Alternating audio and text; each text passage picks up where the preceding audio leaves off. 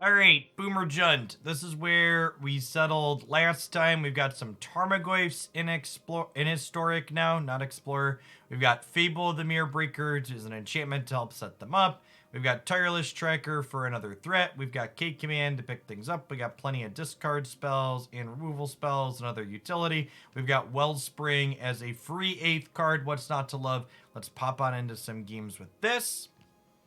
Quick shout out to the stream sponsor for the week, Genshin Impact. If you want an easy way to support my content and you haven't played Genshin before, you can do that on Android or iOS using my link in chat now, or if you're watching on YouTube in the future, it's in the video description. You hit Adventure Rank 6 in that while checking it out. I get a little bit of a bonus here, and you can get a free gift sub to my Twitch channel. If you play through to Adventure Rank 8, you can get a 3-month gift sub to my channel as a thank you for doing that. Genshin's a ton of fun. I definitely played a bit off stream over the weekend, and we're going to play a little bit more later today, I think, too, before I sign off. It's like actually just a AAA quality open world RPG. All right, so this hand is a little bit damage heavy to itself. However, they're playing Orphan Guard as a companion, so that probably means either controlling is usually the case with this. So yeah, this hand is actually great in the control deck, obviously. And hey, look, there's an untapped land on one that doesn't hurt me. Okay, so how do we want to attack this? Probably just the expressive iteration, right? Because I don't have a second blue, much less a third for this.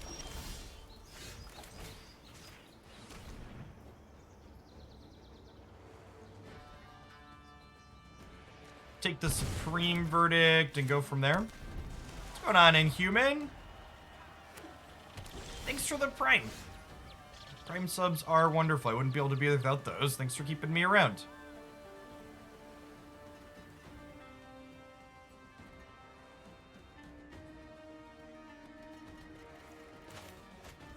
Hey, just jam this.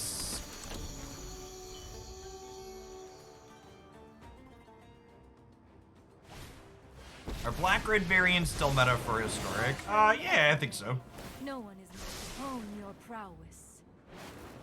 You know, one of the things to note about Historic in general at the moment is that we don't have a super well-established metagame, simply because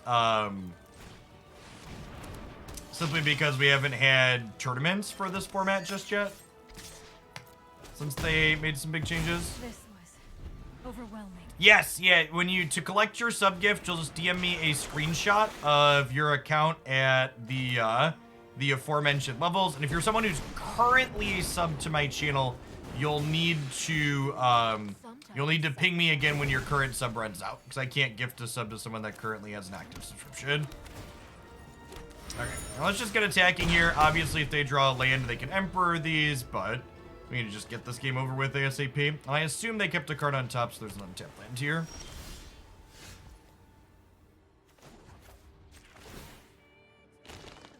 Maybe I'm supposed to kill their search, actually. See that being the case.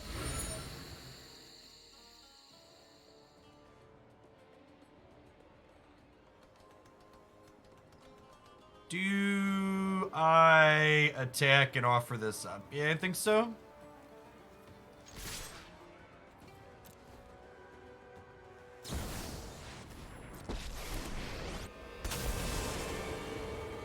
Now you've done it. That's coming off. And let's go ahead and say you discard a card, finish off your Emperor.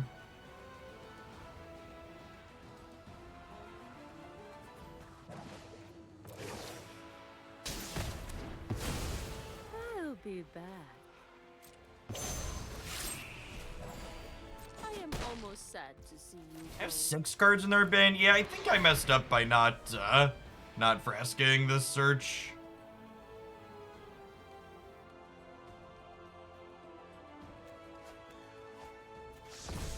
Although I did get them to bin their March, which is nice.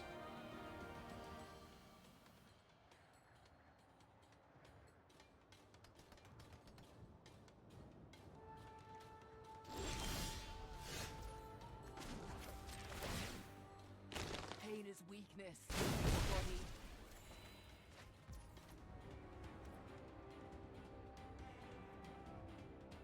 Do we put this fetch land into play to make the Goyf bigger? Yeah, I think so.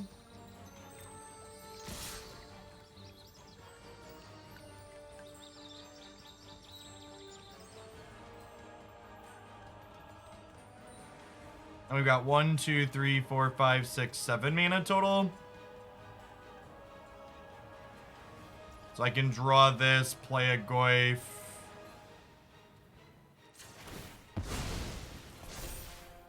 And like stomp something. Or draw.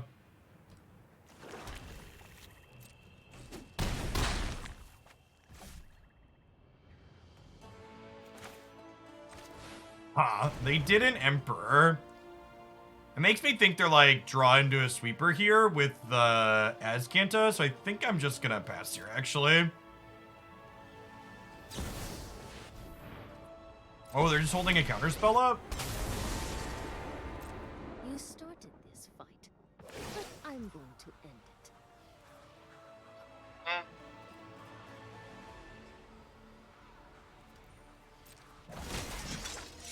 May your I'll step on this now while they're tapped out.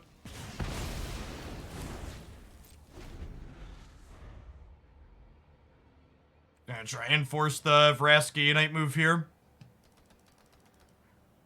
Hey, glad you've been enjoying the Snap stuff, Jack. I actually have Snap and Pokemon Unite videos teed up on those dedicated channels for the week that I'm gone.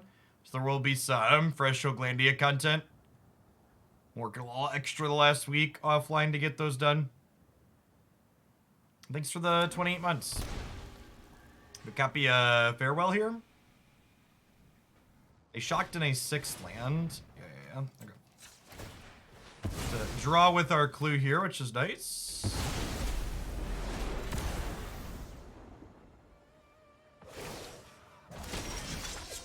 We must protect the people. Your end is near. Hey, any of our creatures hit for even a single point of damage, they lose the game. So, my body is ready to get swept, but, you know, we gotta do what we gotta do.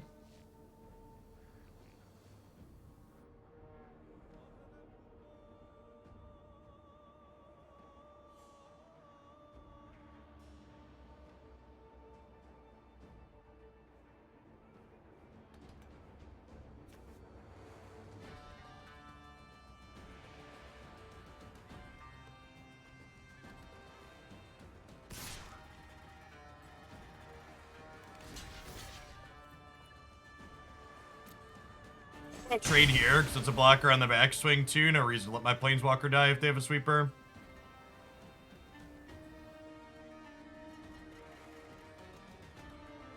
Two cards here. We're through 2 sweepers out of them already. A Verdict and a Farewell. Ba-da-doo-doo-doo.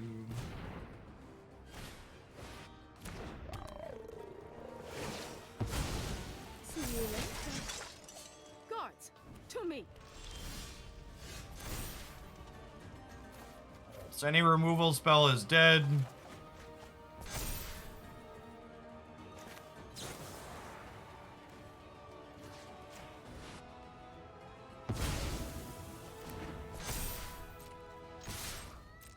Even need the emblem chip.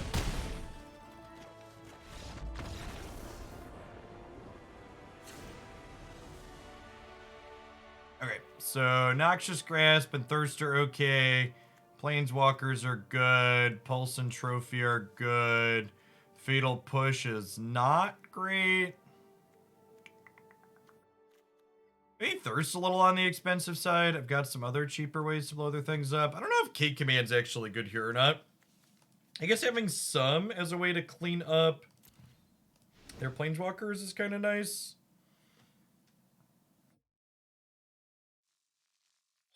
Do we love Citystalker Connoisseur? It's a little on the expensive side. What if we trim these? What do you think of this? What's going on, Paula? Thanks for the almost 4.5 years. Welcome back. It's been a trip. Thanks for sticking around for it.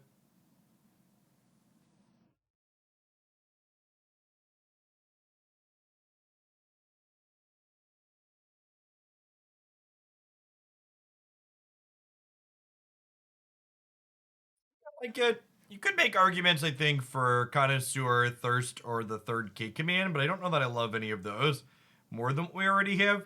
How do I feel about the third K command versus the fourth Bonecrusher Giant? I can see splitting those 3-3. Let's do that. They're both shocks, to be able to pressure their hand is nice.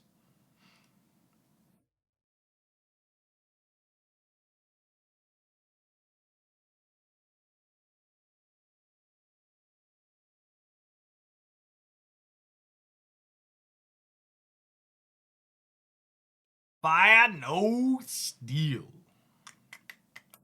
Martian, happy Monday, folks.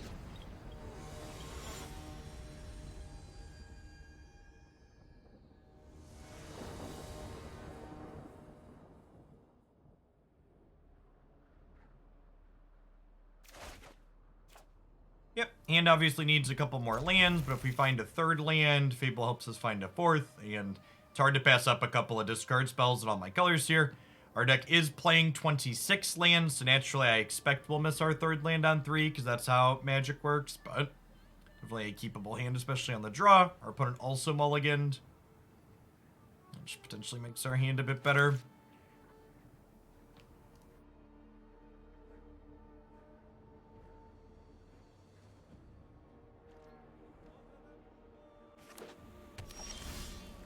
To 5. Let's put him to 3.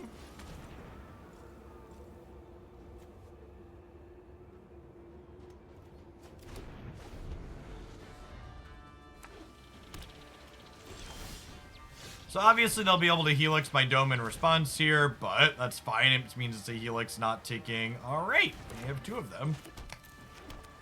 Dialorino.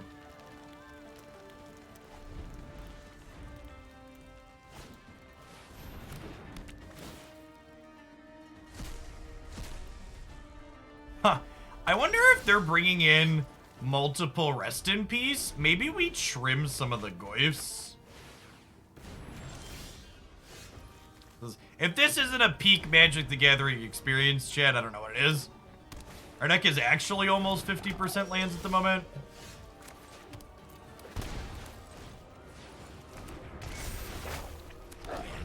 I guess we have a bunch of things like Vraska to interact with this, though, too, so maybe it's just fine to leave it how it is.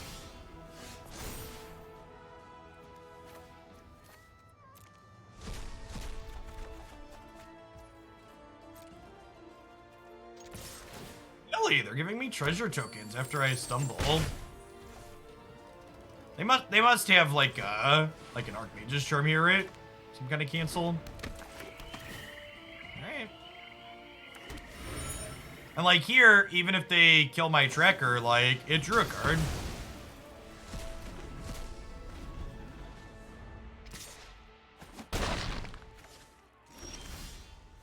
What's going on, Rook?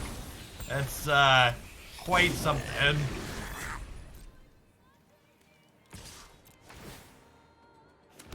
So I really want to make my land drop this turn, so I think we're definitely leading on the next Tireless Tracker.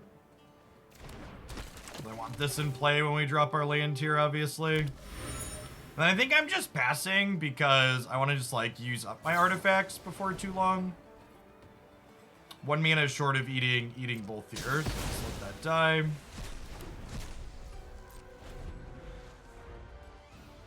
I think I'm gonna spend one of my treasures to clue this turn. I also don't really have anything worth copying at the moment, so I'm just gonna go ahead and trade these off, I think. Keep my life total a little bit higher so I don't miscellaneously die to a Shark Typhoon or something.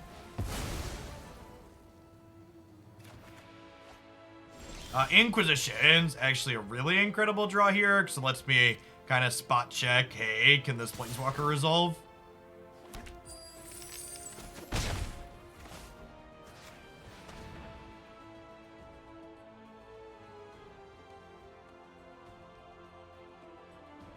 We attacked first, because this way if their only card is like a Lightning Helix, or something like this, they get to go ahead and get that out of there before it happens. Let's go ahead and play Mr. Angrath out here. Send him up to deal with the Teferi. There's no fire. No steel.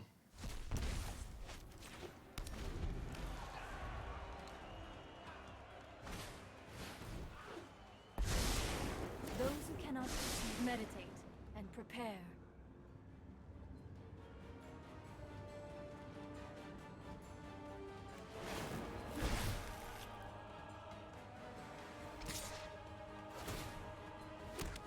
Cover my horns and hammer.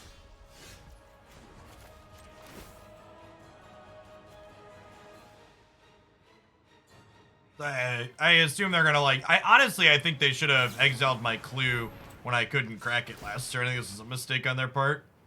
No fire, no steel. Oh, I guess it's a wash because they have Narset. That's fair.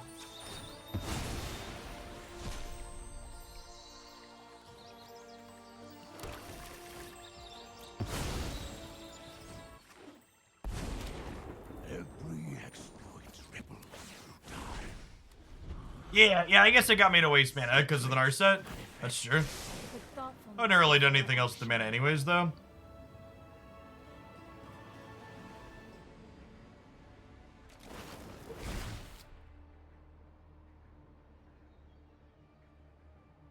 Yeah, we're gonna have a little bit of a planeswalker off here.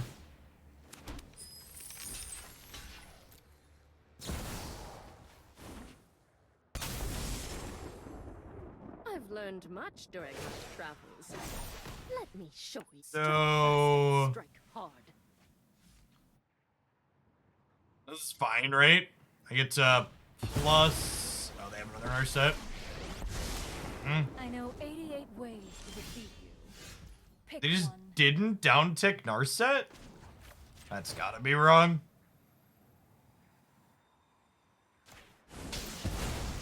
Years of training for this.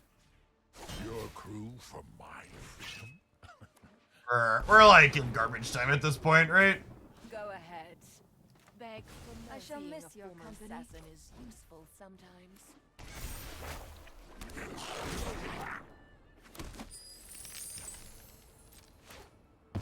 I guess the Goyfs are fine to leave in against Rest in Peace. Not only can we kill it, but like we can just like loot them away. We're in a spot where we don't need them. Yeah, opponent agrees we have hit garbage time. Well, that felt good. I like a deck. I love me a deck that shoves a Gandalf in a trash can, chip.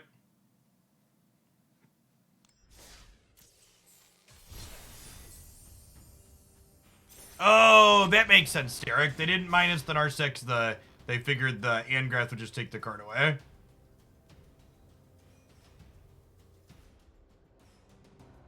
It's a fair assessment.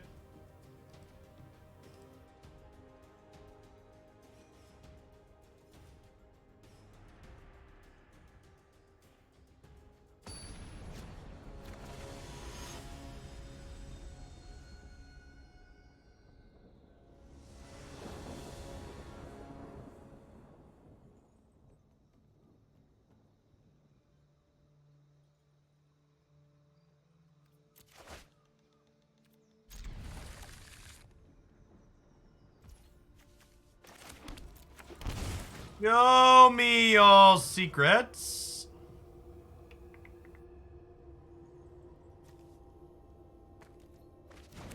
Okay, well. The old cast your discard spell and C4 cantrips. Oof. What's going on, Dr. Destroyer? Thanks for hanging out for 3 years. Welcome back. Good morning and happy Monday.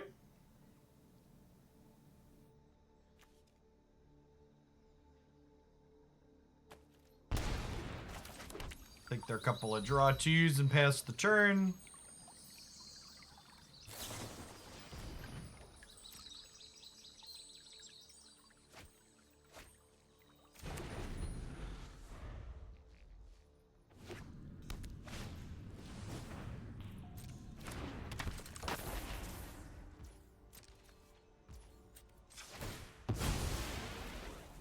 Our basic forest here.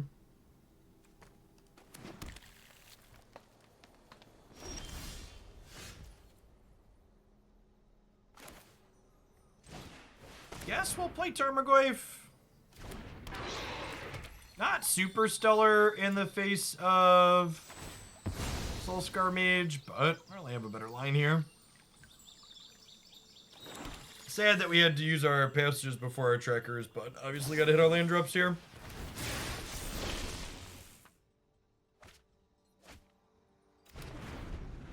See if they're digging for a burn spell here.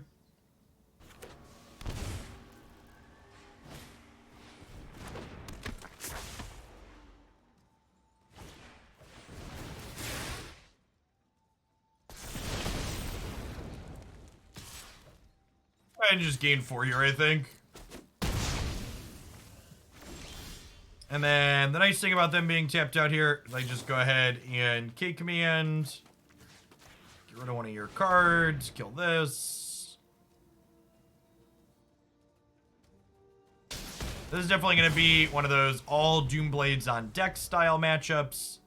Thoughtseize and Inquisition's not particularly good here because as you saw in this game, we just saw a handful of cantrips, so when their cards are all just replaceable with each other, we'd rather just play things that play to the board. I'm not sure that's beatable if we don't draw a Fatal Push here. Might be dead, shit.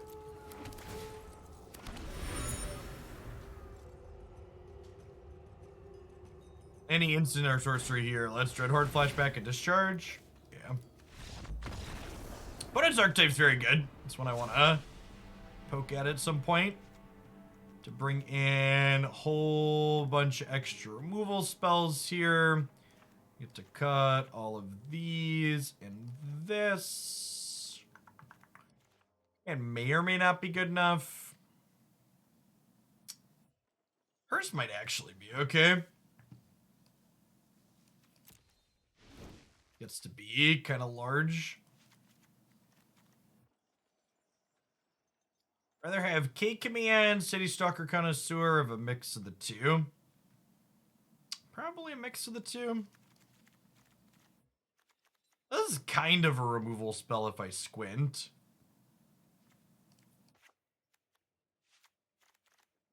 I think 4 pieces of Graveyard Hate is too many.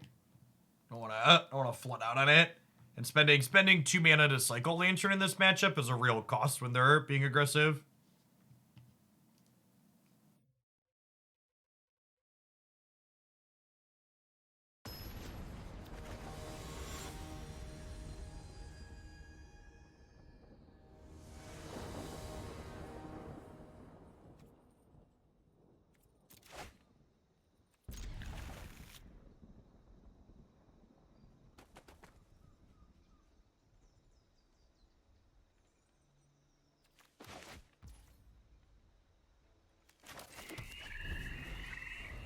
Alright, hand tier. Would like more than one removal spell in a matchup like this, but definitely happy to keep one. And look, there's a second. I get a little punished for playing this out if we draw exactly a 3rd fast land, but we only have 2 more fast lands in the deck, so I don't think it's worth playing around it. If we were living in a world where I had like Black Cleave Cliffs, I'd probably would play the Blooming Marsh here, but we're sadly not living in that world just yet.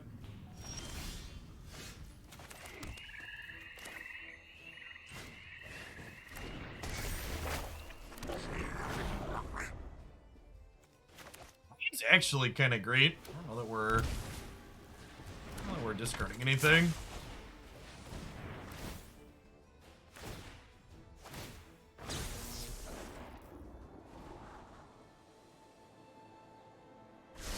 The fact that Mentor's Guidance copies on cast, and when they sequence like this, they just guaranteed get the double draw is so powerful.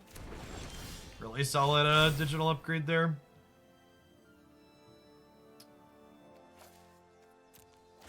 The Blightstep Pathway since we drew a fetch.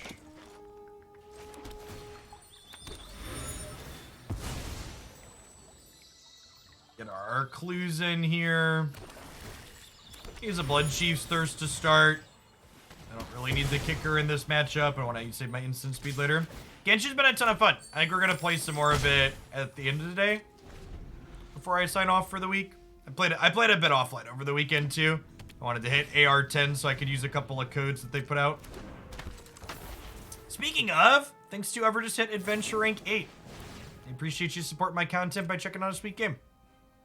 Be sure to DM me a screenshot of your Adventure Rank 8 account to collect your 3-month sub gift. I am. Yeah, it should be fun.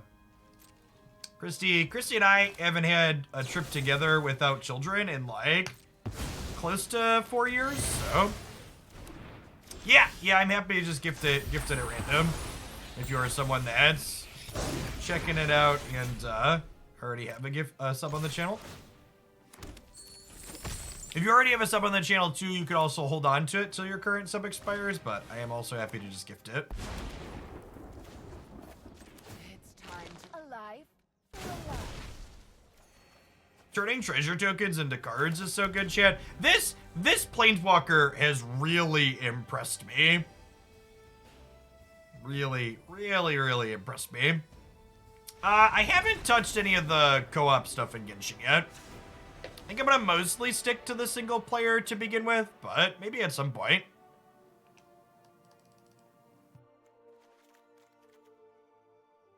Yeah, she is like just like flexible answer emblem that can win the game, and like we have so many miscellaneous things we don't mind sacrificing that her card advantage access is pretty reasonable.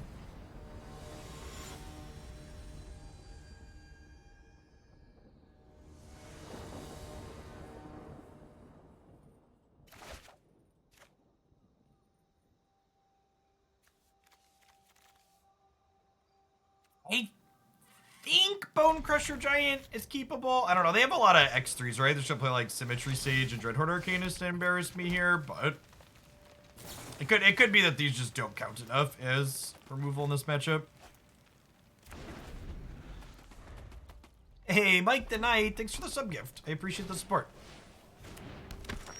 Harmonic Prodigy as well.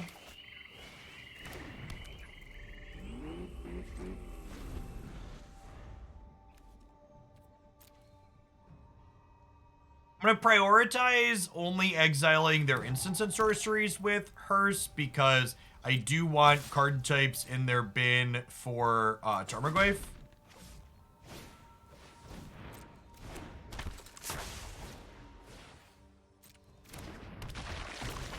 But obviously, we want to keep the Dreadhorde Arcanist shut off.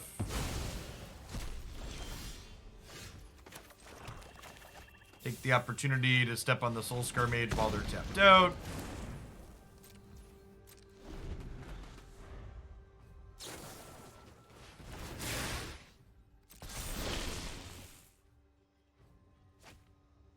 What's going on, Lakar? Thanks for the entire year of support. Welcome back. Wouldn't be able to be without folks like you.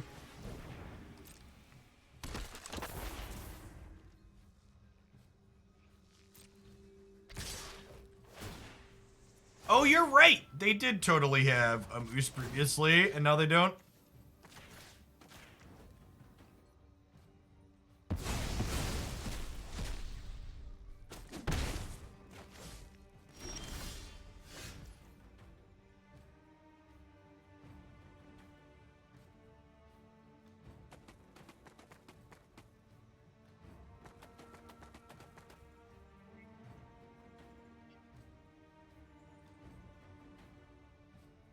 Feel like I just Vraska and shoot their friend, right? It's a solid hey look a distraction.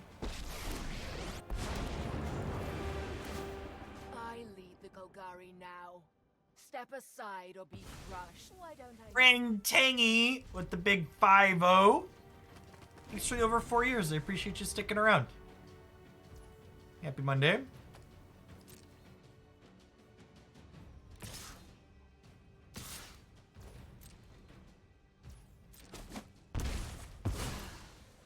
Pity we couldn't have been allies. Again, I'm just keeping one of each card types in the bin for when we eventually draw a Tarmogoyf, but I do want to get my hearse as big as I can possibly get it.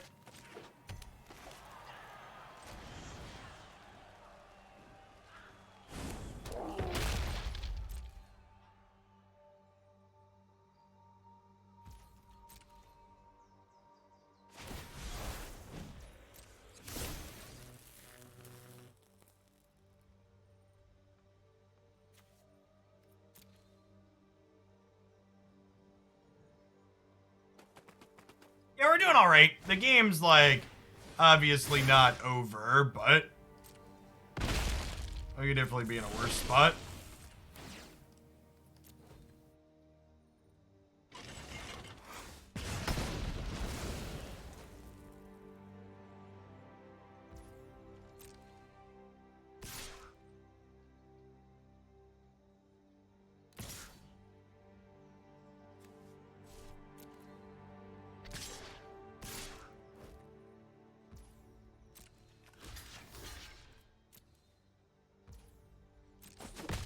I didn't want to block the Soulscar Mage. They have like a deal 2 or 3. I didn't want to lose my hearse. Oh, I guess I should do this in response or before I take damage, because now if they have a deal 3, this dies, right? Yeah. Okay. So I messed up there.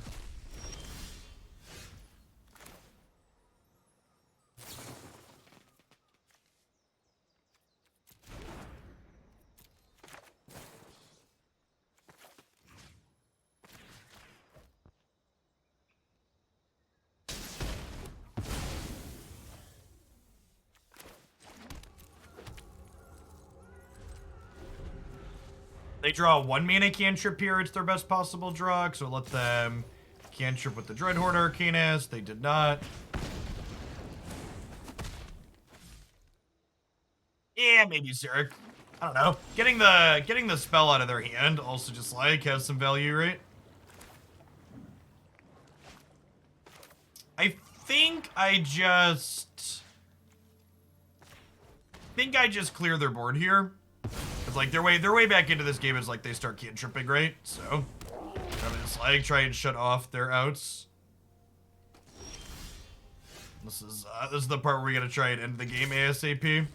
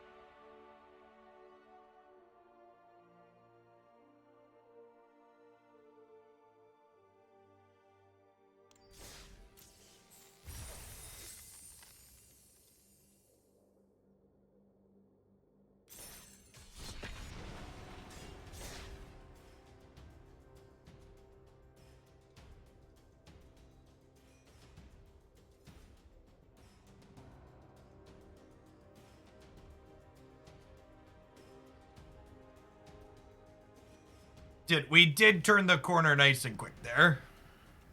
Was nice. It's one of the things the Jund deck is good at. And even have a Tarmogoyf there. We'll just like close it out in the back of Bone Daddy. Bonecrusher is always ready, Chit.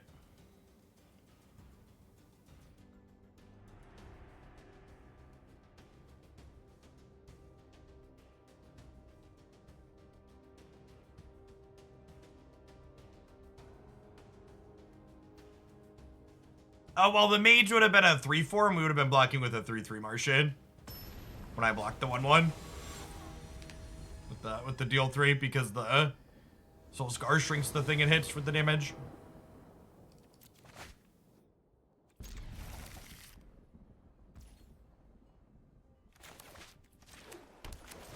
Show me your secrets.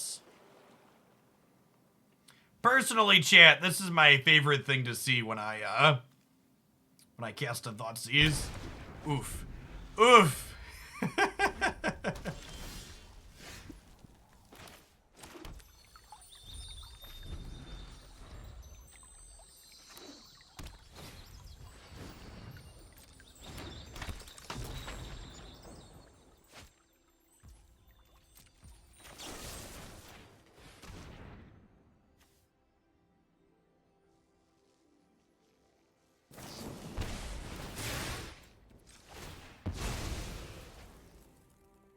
Grab our forest.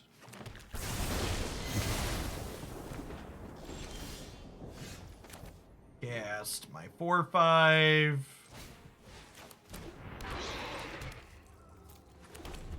large land, shit.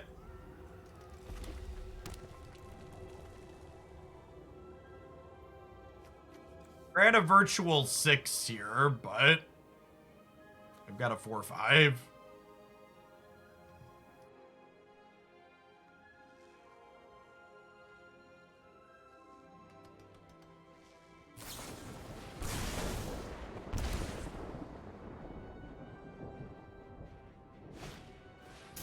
My face is the place, chat.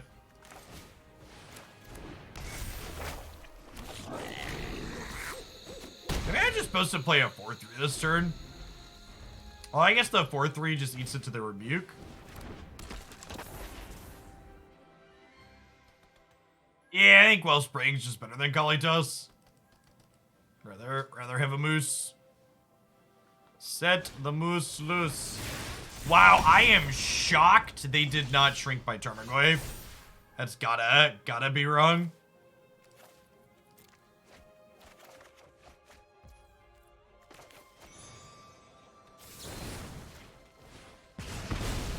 I could have gained one with the Thoughtseize, but I think that's not worth spending a mana on. If we'd have drawn another 2-drop here, I would have liked to be able to cast it.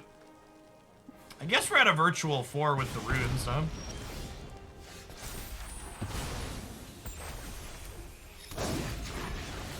We have them dead next turn, though.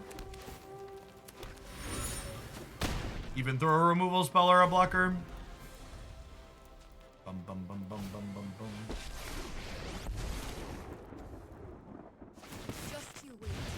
Practice makes potent.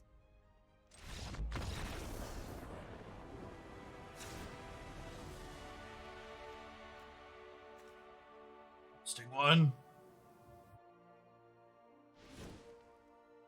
Alright, chat. Thoughtseize is out, obviously. Extra Bloodchief's Thirst. Abrade. Trophies may be fine.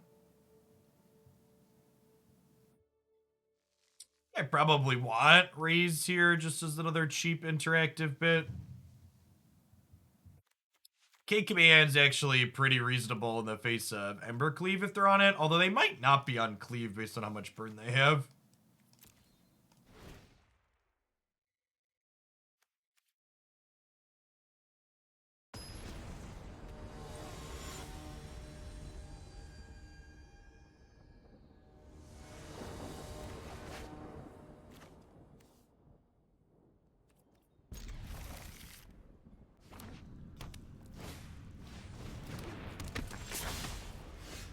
Not the fatal push I wanted for Christmas.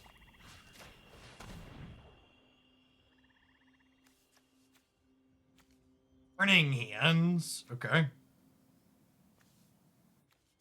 This is a lot to my Goyf.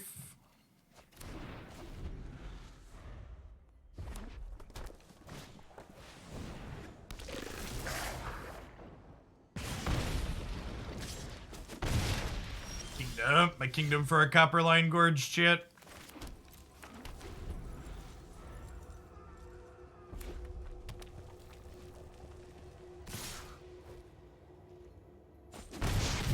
And Timune, thank you for the 16 months. Welcome back. A little surprised they didn't skewer pre-combat for the extra damage there. I say, wanted to cast them both this turn.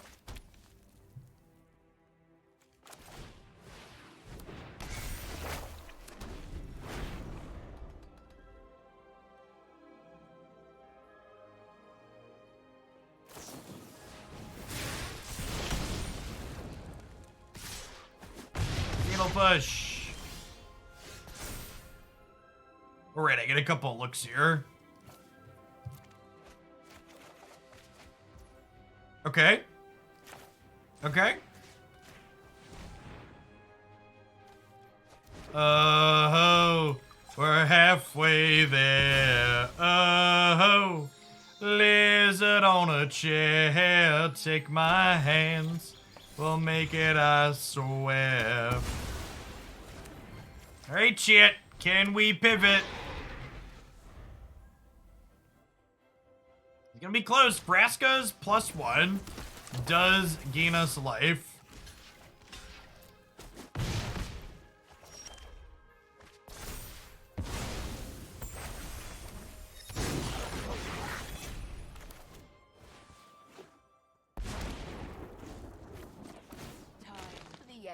cast.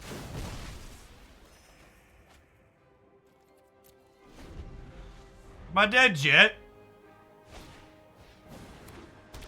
Not yet. Not yet.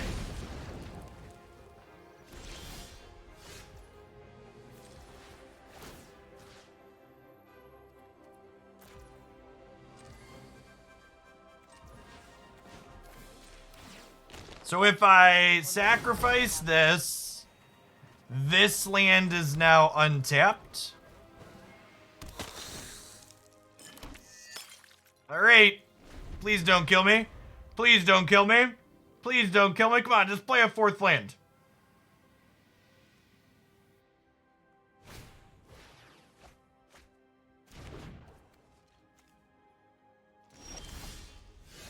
Oh, man.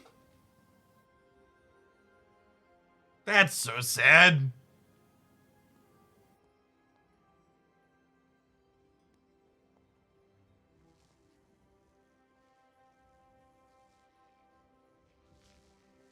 I can hit them for 15 here as well.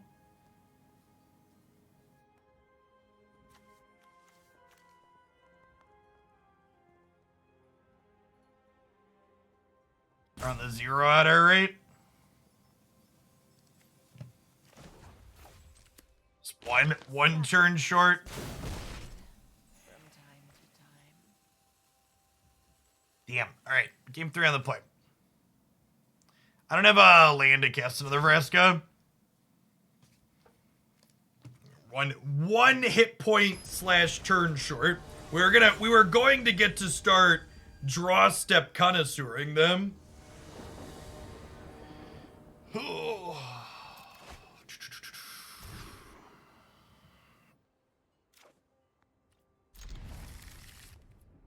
Sand is not great, but we're keeping on 6.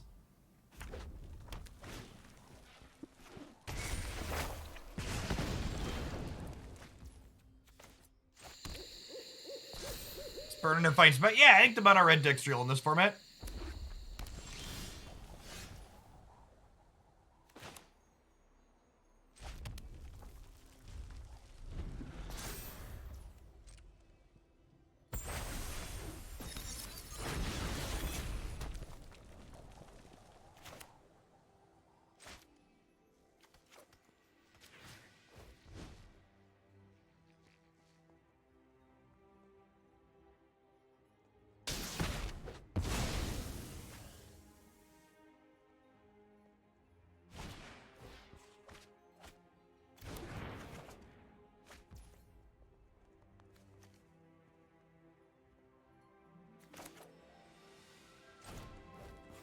Whatever we play this turn is getting played with fire.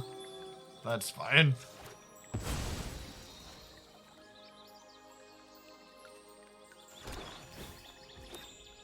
Let's get our clues.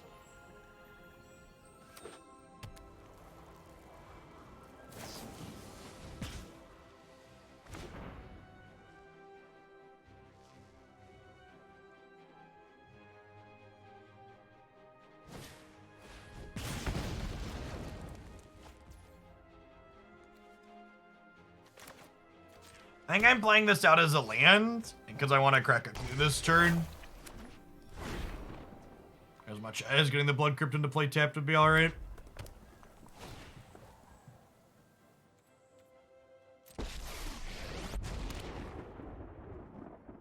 Let's do this.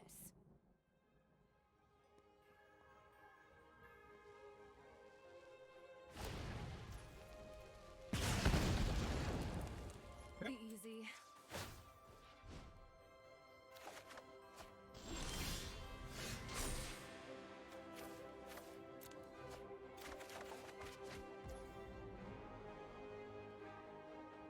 Hey, thanks to whoever hit Adventuring 8 in Genshin. Appreciate you.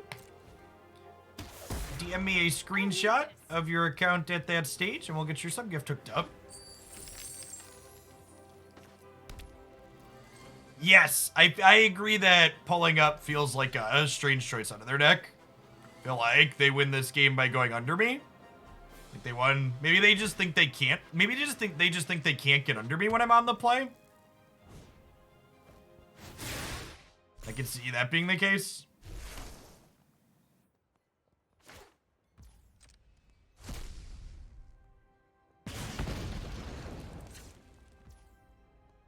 Treasure in my untapped land to draw a card here.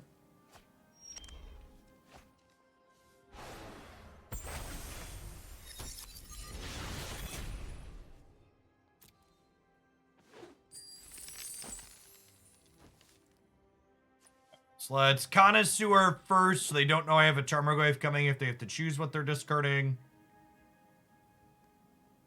They have 2 cards at the same mana cost. They have a pause here, so it looks like they have a decision to make. Then I think I'd rather get my Fatty Boom Boom down rather than the card selection sooner. There goes the Burning Hands. Here's my Tarmogoyf. Your move, Yugi boy.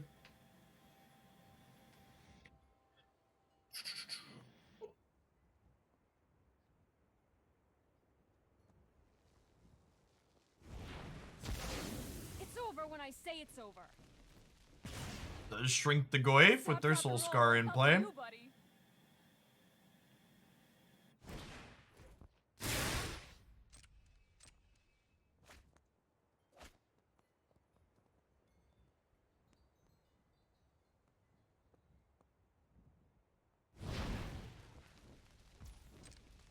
Okay, those are pretty good leftovers for them, but we're still doing pretty well here.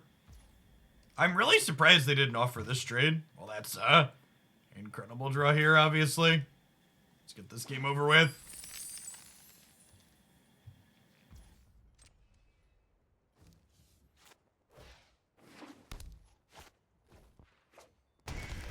Hey, I'm doing well, Dannon. Thanks for the 4 years. Happy Monday. Last stream for a little bit. Excited to go on a little bit of an adventure this week.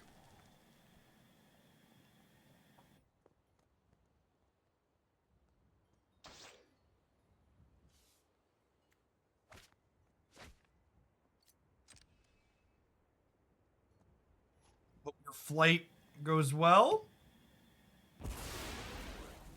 Do they have to block here? Yeah, they do, right?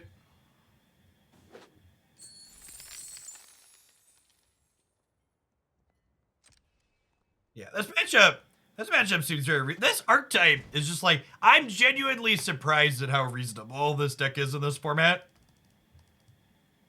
The World's broadcast for Unite is Friday and Saturday, the 19th and 20th. Starts a bit early if you're U.S. time, though.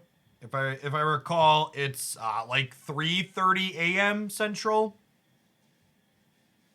Yeah, we built this deck as mostly a proof of, okay, let's just play Goyf once and at least say we did it, and all of our cards are just super good.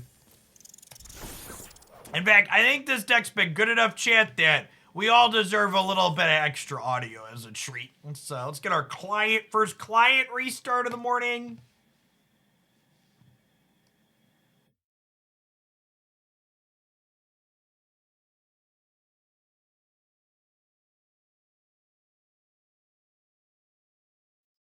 Audio for half a match.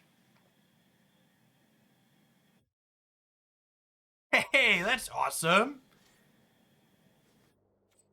Glad to hear it, Dannon.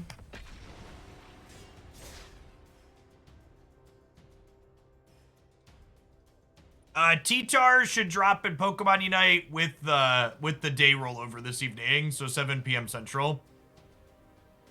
So unfortunately, because I'm traveling for the Worlds, I won't have any T-Tar videos up, but I have existing content from the current matchup. Cube is up on Arena, and I would heavily recommend against drafting aggro. We drafted Mono Red on Saturday, and it was big sad. Opponents just kept playing green cards. The games were very frustrating. Fox 10, thanks for the 15 months.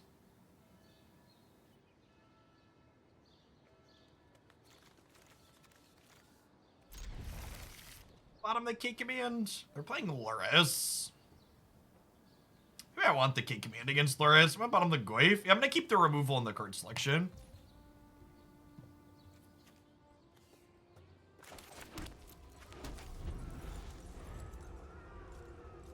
Thanks, Sporadic.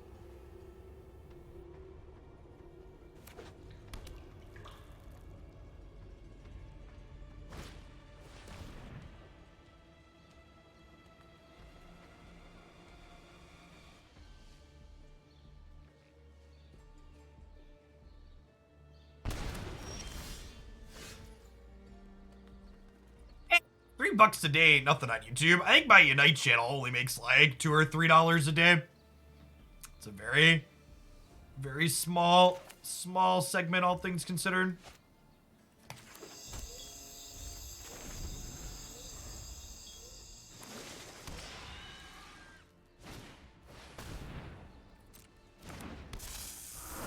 Oh, they're also a mid-range deck, aren't they? I'm gonna step on their face and then play a 4-3 here, I think.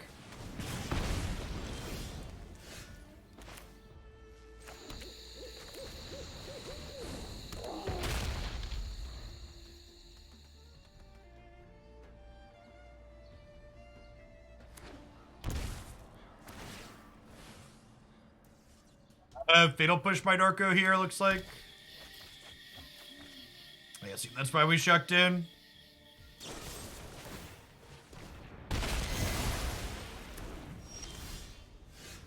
This build is neat. Then you claim the gift sub. DM me a screenshot of your account at level 8, obviously. You do that on Discord, Twitch, or Twitter, whichever is easiest for you. And then you'll need to ping me again when your current sub is expired. Yeah, Dan, and feel free to drop your YouTube in chat. And share it in the subs Discord. There's plenty of folks in here that do commandery stuff.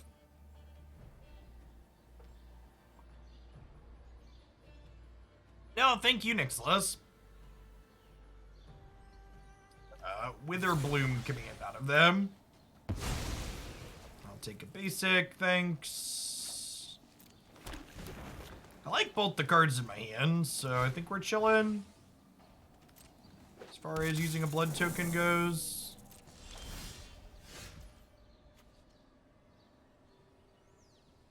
Oh, I think that's the wrong one, Dan. That's a studio link.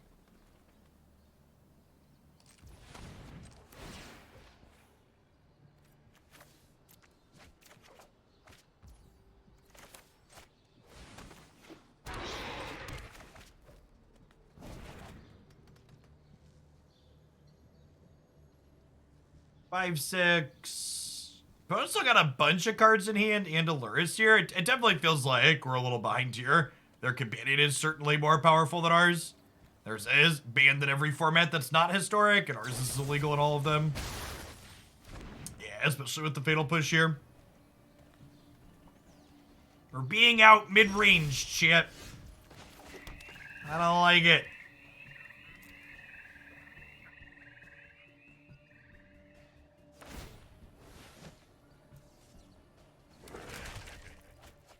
They have a bunch of creature lands too, because they're only 2 colors.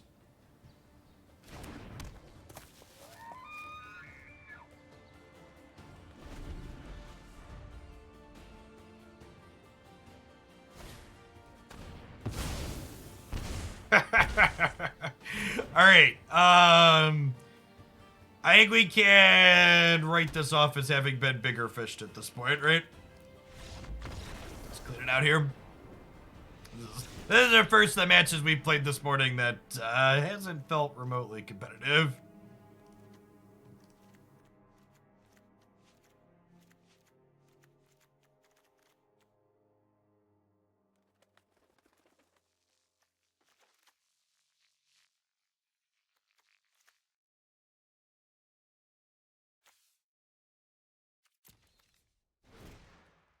Zoomer mid-range gets bigger fish by a Zoomer. Yeah, essentially.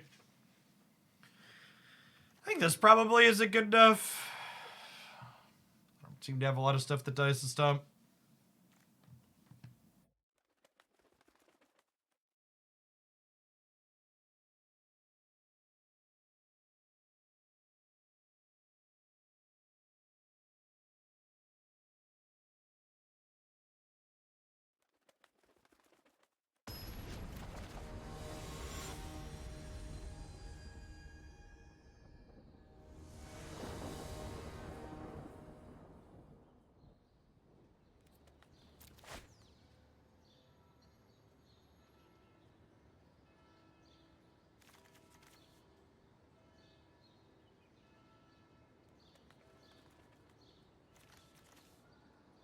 If I can keep this on the play. I guess if we hit land 3, this gets us land 4. We have a few castable spells. You know what colors we are, so I'm just going to save us all some time in Fabled Pass.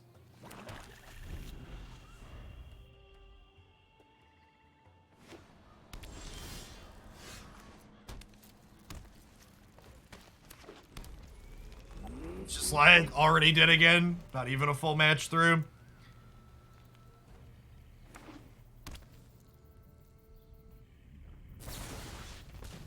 I really gotta say, chat, I think the thing that I'm most worried about going on my vacation here to London is I don't know how I'm gonna get through a week away from Magic Arena. Like, where else am I gonna get my regular diet of bugs from? Bugs have a lot of protein in them, and they make me a big healthy boy, getting to eat them constantly. Okay, don't forget all this. I am gonna have to put some extra salt on my food.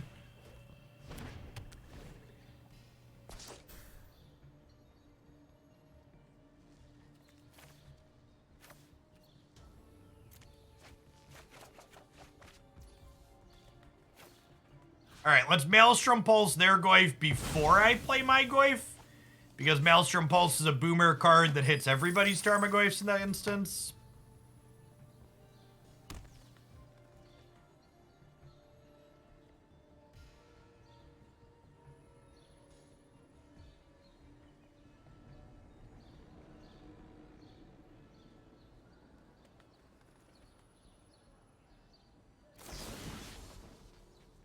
Oh, lands opponent. Our opponent's such a giver, chat.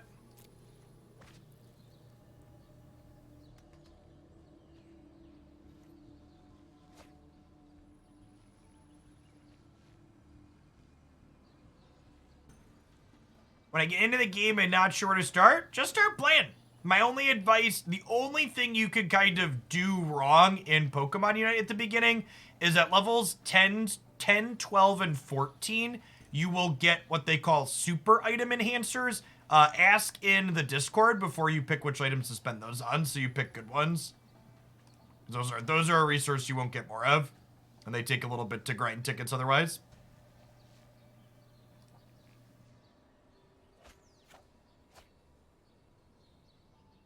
Yeah, our Unite channel on the subs Discord is super active, so any questions, definitely throw them up in there. And the balance dispatch is pretty good, so any of the Pokemon they give you at the start to pick from are decent choices.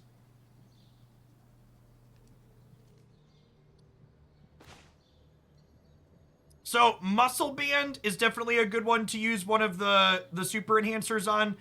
Buddy Barrier and Focus Band don't actually gain that big of a bonus going from 20 to 30. So which other items you want to use the other two on past Muscle Band kind of depend on which characters you want to play.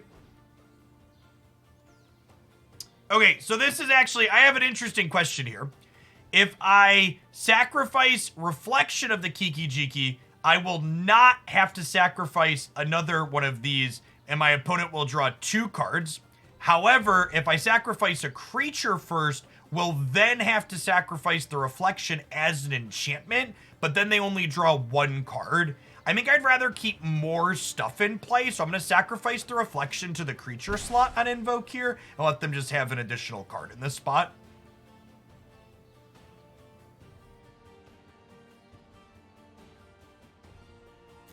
Let's crack them for 8 here. And then we'll play this out. And then I think this Riveteers Charm is going to be a draw 3 here.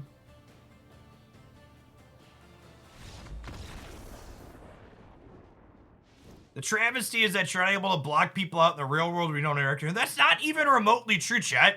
You can literally walk away from almost any conversation in real life. In fact, that's the thing that doesn't get me about people that get so pissy about the block button on Twitter. It's like, have you really never been in a social situation where you like rolled your eyes and walked away from someone? That's how I use the block button. If you tweet something at me and like my response is I roll my eyes and I would walk away from you in real life for saying something like that, I just tap the block button. Like, it's not a big deal. It's like this is no longer worth my time. I'm gonna leave now. You have a good one.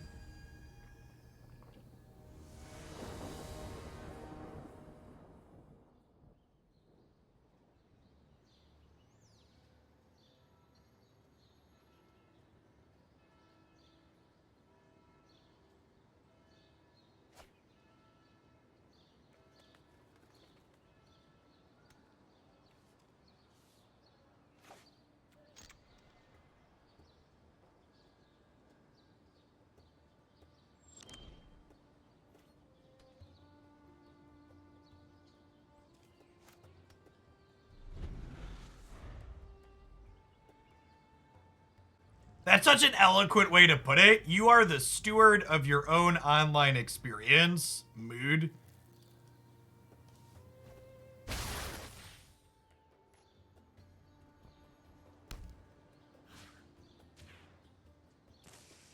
I think a lot of the people that get upset that I blocked them on Twitter would probably lose their minds if they knew how many people probably have muted them on Twitter.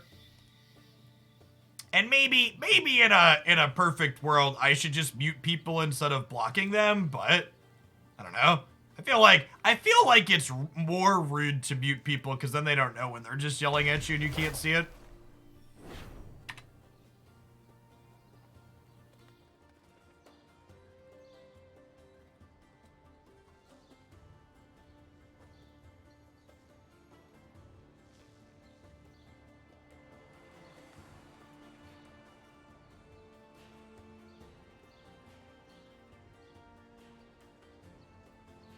Well, so the problem is if you just mute somebody, they can still respond to your posts. So like another part of the reason why I prefer to block people is I feel like by leaving them able to respond to my posts, my followers will probably get baited into responding to them at various points.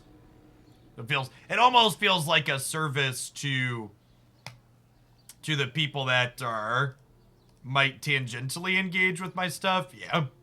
You get half conversations in your mentions, exactly.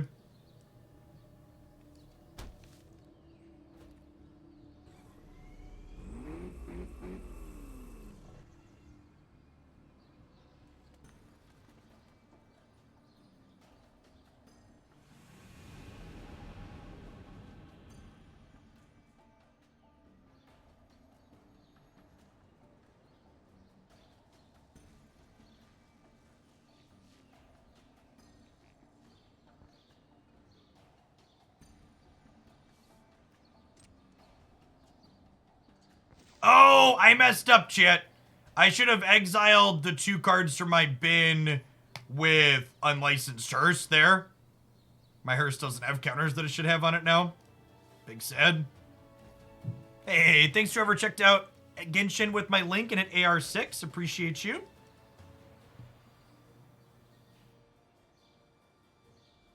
Listen, chat, I'd be lying if I didn't say I'm itching to play a little bit more Genshin at the end of the stream today. It's honestly impressive how far mobile games have come. It's just like actually a AAA quality open RPG on your cell phone.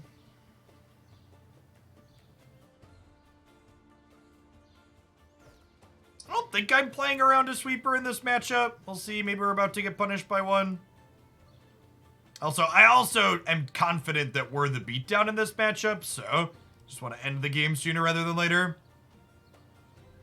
It's crazy to see pre-fire design 2-mana 2/3 mythic. We are not snapping today, no. Christy, I need to be done streaming by like 1:30, 2 o'clock at the absolute latest so we can drive to Chicago. Flights were much cheaper out of Chicago, so we're flying out of there. Maelstrom Pulse.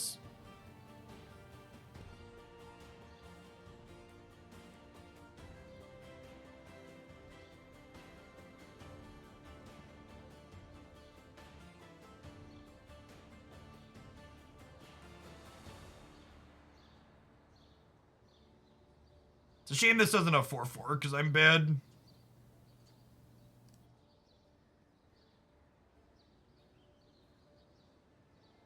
Well,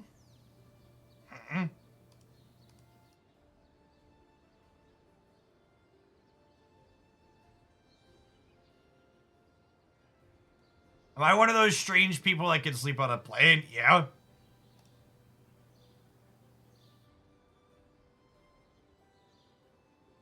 For undergrad, I lived in a house that had 3 other 20-somethings in it that we rented together.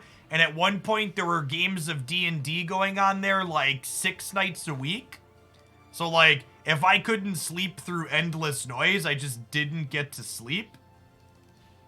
So, needless to say, I'm really good at sleeping through endless noise.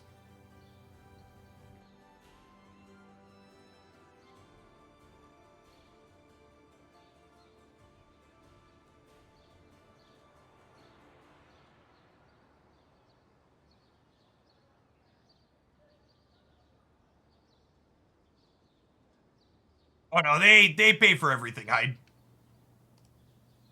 Plane ticket, hotel room, meals, etc. We're paying for Christy to go. Instant in my bin? I do. Okay. So I'm gonna prioritize exiling their stuff that I don't want them to get back with Visionary here.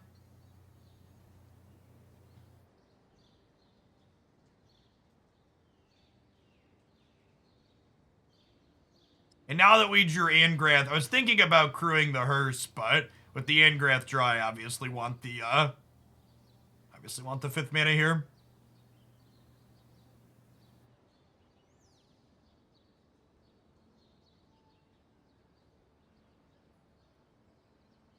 You couldn't port your mobile save to the PS4. Really? I ported my PS5. I can play my PS5 version on my phone.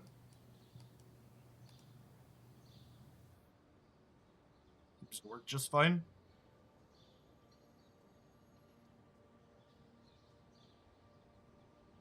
You can totally link the accounts.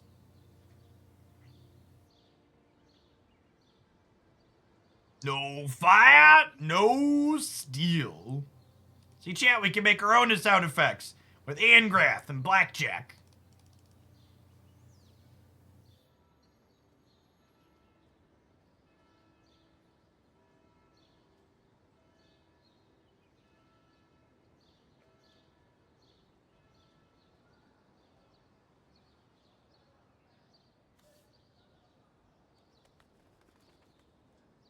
Makes us feel like we were having fun. I love Angrath's audio lines, chat. It's so sad that we don't have them. I don't quite do it justice.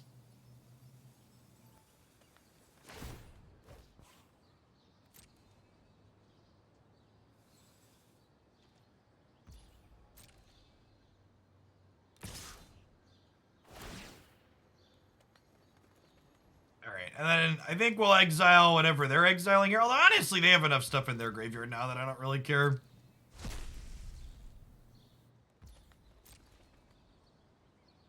So I'll prioritize eating stuff out of there still. Since they have this that can bring stuff back.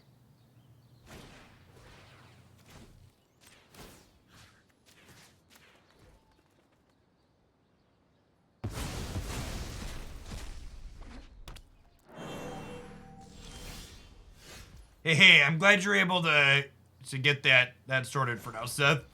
Hope you're able to find some more before it becomes an issue for you. No fire, no... Okay, and then they're actually just dead if they don't have a Fatal Push here, right? We get to crew the hearse and then attack for 12.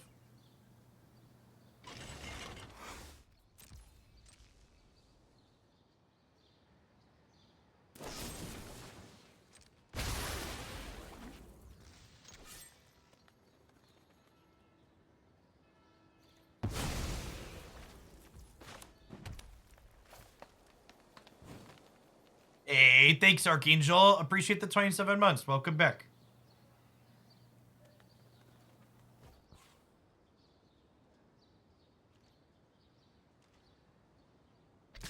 Okay, our Planeswalker's going down.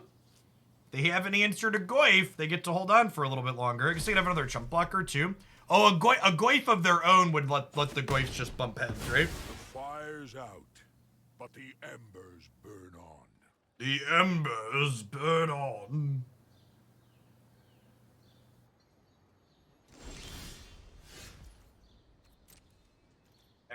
They haven't conceded, so I assume this Goyf is dead. I got a trophy or something here.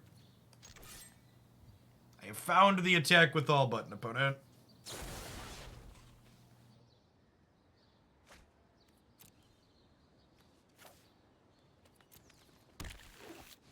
It's still acceptable to main deck 4 Lantern this round. I think it's the worst it's ever been, Andrew, but I also think it's maybe still fine. Phoenix got pretty pushed out of the format with the addition of Tarmogoyf and the nerfing to Unholy Heat and Darcy. We also haven't had a competitive tournament yet for this format either, though, so we don't necessarily know.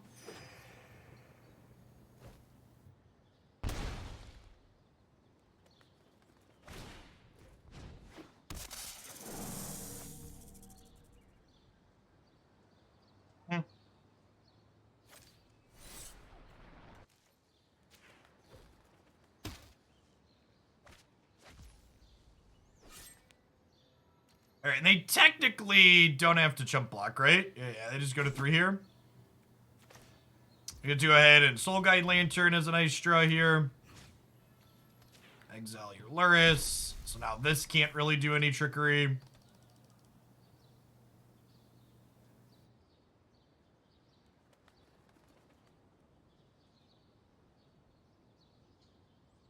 Emergent Ultimatum doesn't use the Graveyard, right? Also, I don't think playing Graveyard Hate in this format is necessarily bad. I just don't think it's, like, main deckable, if that makes sense.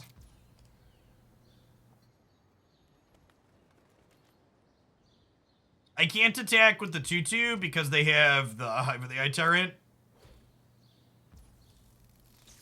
Those wondering why I'm chilling here.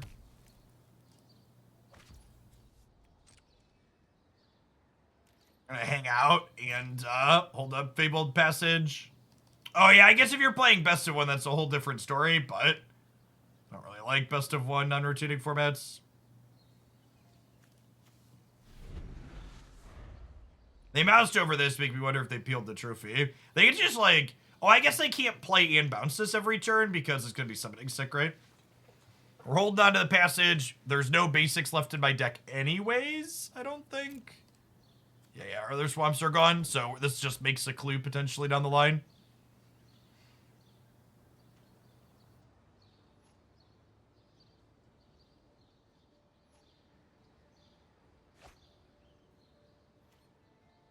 Okay.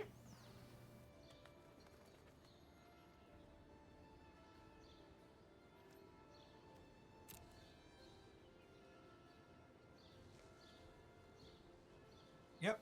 Firing up the creature land. And the creature land getting fired up means that I'll be able to start attacking with the 2/2 at least. That's nice. I'm not, like I said, I'm not playing around to Sweeper in this matchup, I don't think. Let's just get our creatures into play here and try to get this game over with before my opponent peels like some more Invoke Despairs. Yep. Whoa, yeah, it's a little nuts, Kyle. Glad everyone is doing all right. Go blank. You have gotten my Fabled Passage. I was holding for a tracker. Well, if they don't have a live card in hand, they're going to have to block Bounce again here. And then K-Command is lethal here now. If they take 2.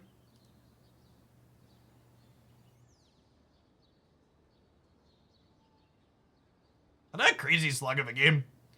I really think if we win this, we're a little bit fortunate to do so. Definitely seems like a matchup where our opponent's deck is ahead on average, but good to know we can still grind them out thanks to our 8 mana 5/5.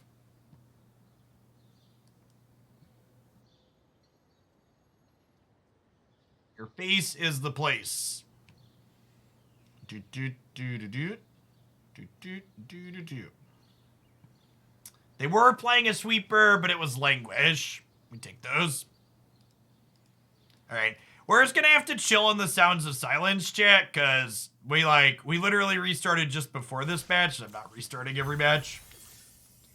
Magic Arena is as Magic Arena does.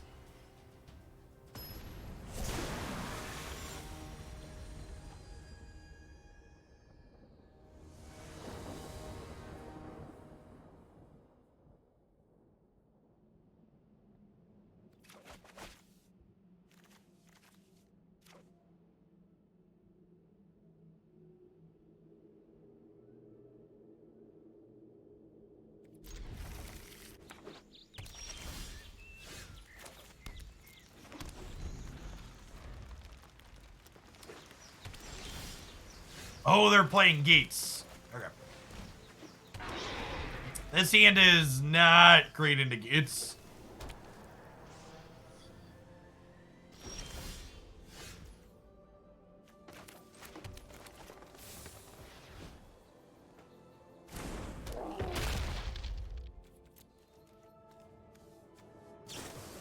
The Gates deck is real in this format, by the way, chat. If you haven't caught any of the highlights of it on the YouTube channel. It's a very real competitor.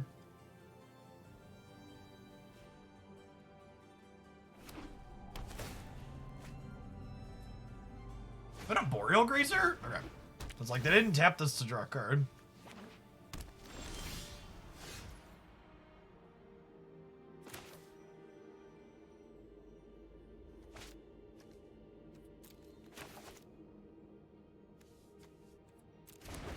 Am I Riveteers Charming and a Boreal Grazer, chat? I think I am.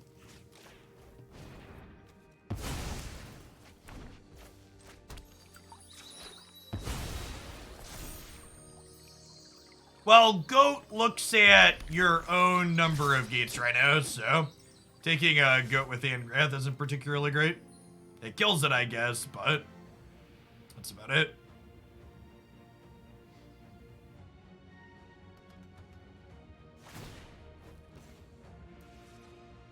What's going on, Lambton? Thank you for the tier 3 and for the almost 2 years. Good morning, and welcome back.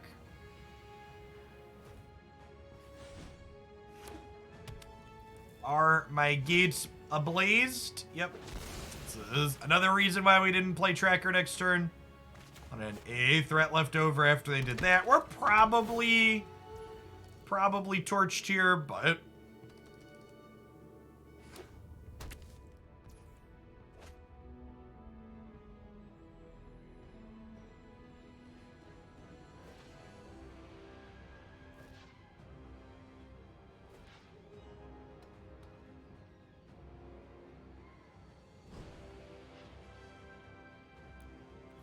we're gonna get to win with Base's End here before we get to do anything meaningful.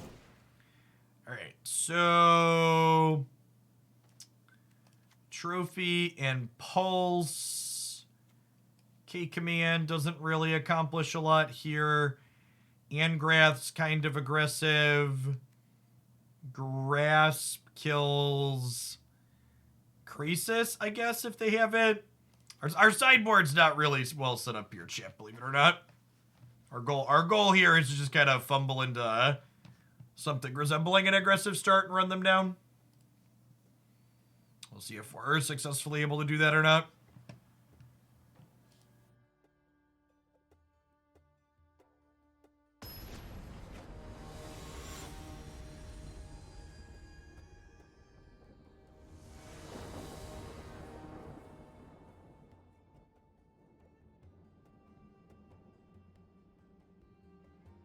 The Goyf just doesn't do anything here, right? Little bitty baby Goyf.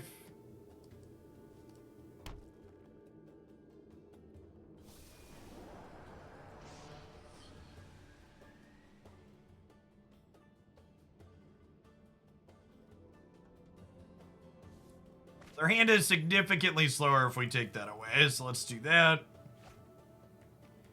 Grab a second red here.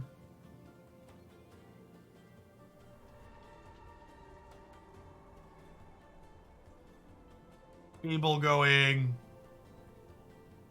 I wonder if there's merit to just Bonecrushering to start.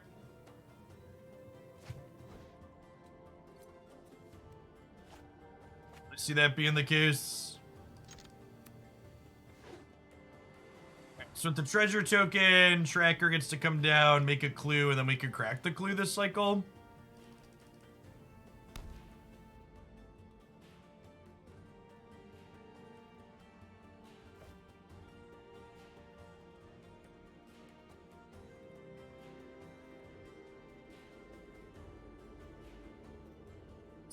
Vraska, the guild summit here, which is nice.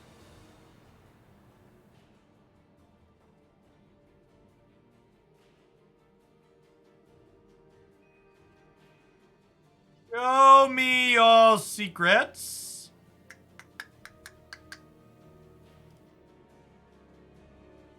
Okay.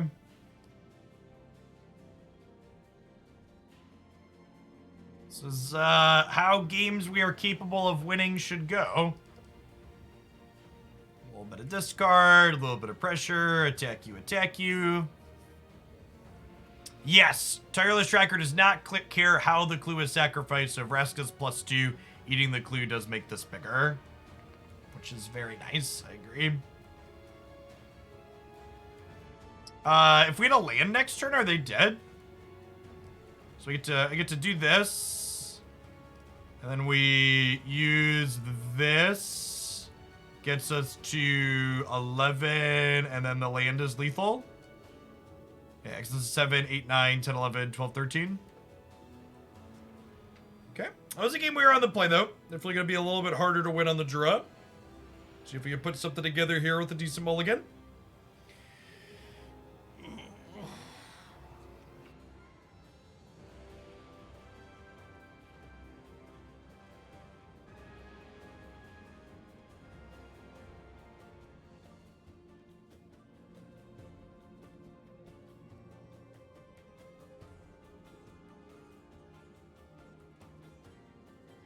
For people that are just coming in, I think our deck is very competitive in this format. For what it's worth. Take it with the grain of salt that we don't have super optimized lists in this format yet, because we haven't had any big tournaments since they made changes, but yeah, I think in general,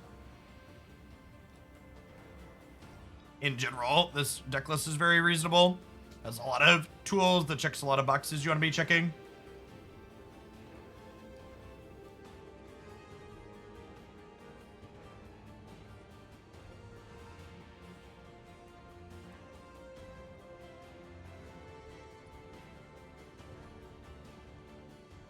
Get the Fable, the Mire Breaker down so we can filter through some of these clunkier cards in our hand.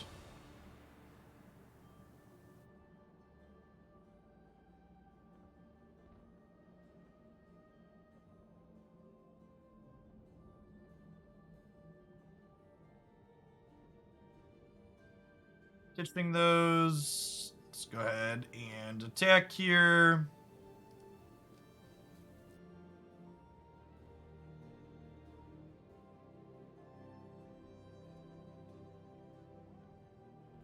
Then I think I'm going to go ahead and do this and then stomp the Grazer here. To, just get it out of the way. Yeah! Yeah, that deck's really good, Citrus. Big agree that it's super reasonable.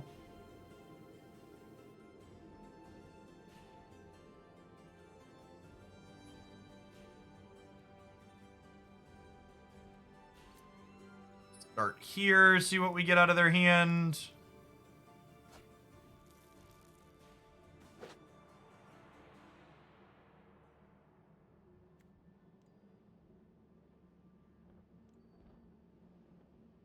Might honestly be right to just cash this in for a treasure token with the Gates Ablaze looming.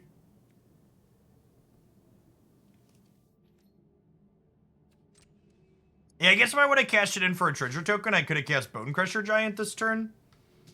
Oh, this way I just get to use the blood token to cycle the land, which is also nice.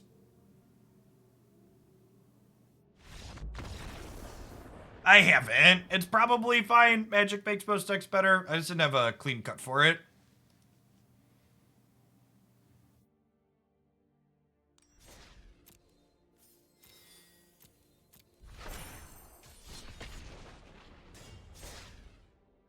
Are we X&O so far this morning with this pile?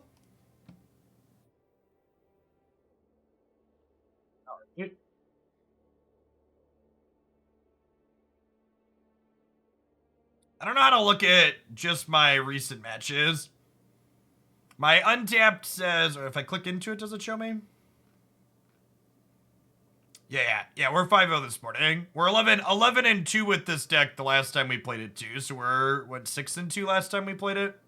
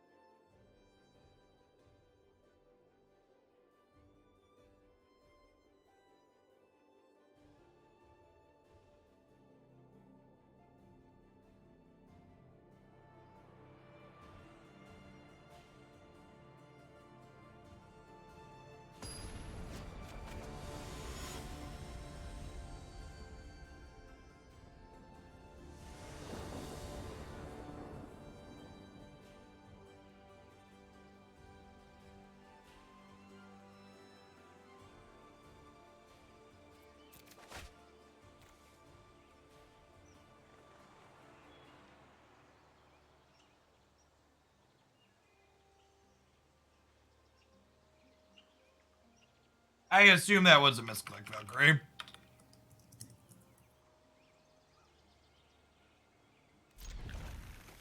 Seems good. Show me y'all secrets.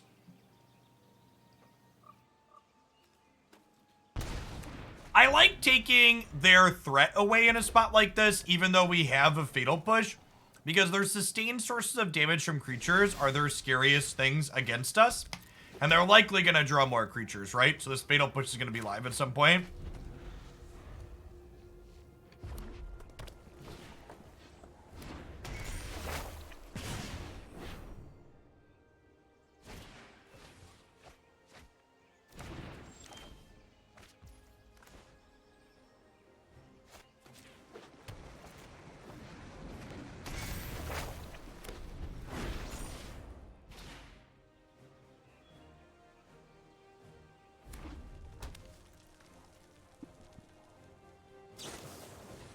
So obviously this is just getting burned out, but I want to use my resources last turn. And that getting burned means it's my face not getting burned.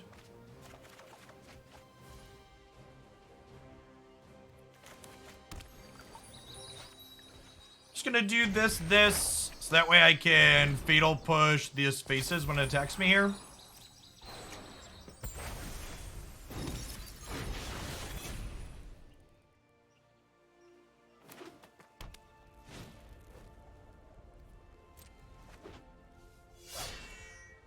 Wow. Super rewarded for holding up Fatal Push, huh?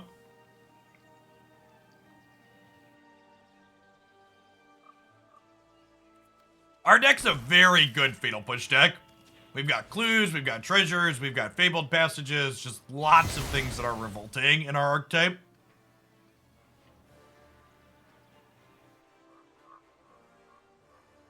Hey, Alator, thanks for the raid. Hope you had a good stream this morning.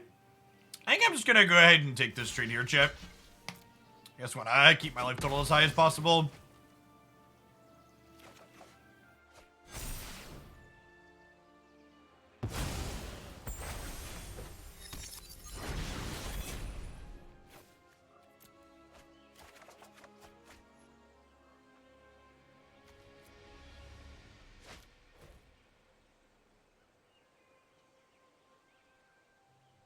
I'm sacking a land tier. I want to gain a life and draw a card. Both those things sound nice. We have a 4th land guaranteed to replace it. I assume their reflection is dying to the shock. That's why they didn't shock my 2/2.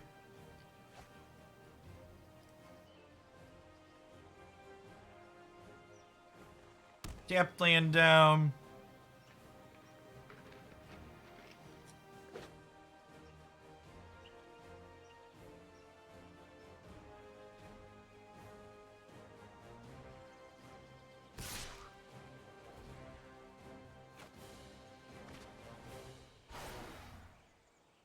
Citystalker is a sick draw. Not only is it obviously good with reflection, but it also gives us a blood token that Vraska gets to eat to turn into a card.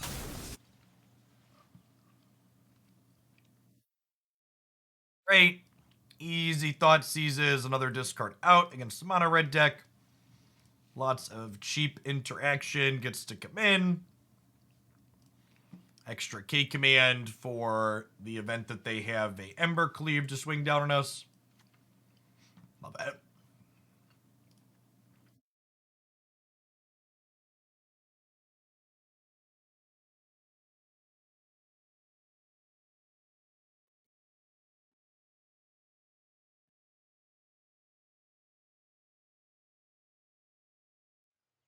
Oh, by the way, for any Unite fans that aren't super plugged into game news, we had data mine leaks for the 3 new characters they're adding in September. We're getting Mew, Scissor, and Dodrio as our next 3 characters. And we found out that they're adding a new 5v5 map that doesn't look like it's a ranked map to start, but I'll bet you it becomes a ranked map after they test it in unranked for a season. It's got Rayquaza as an objective in the middle,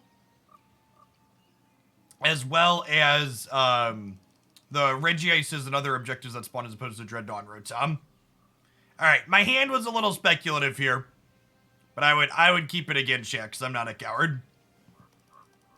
We had 2 pieces of 1-mana spout removal and double Tarmogoyf and Black Greenland. Like, any of our other lands made this hand really good. And honestly, this hand's good enough that I don't even think we're out of this game missing here necessarily.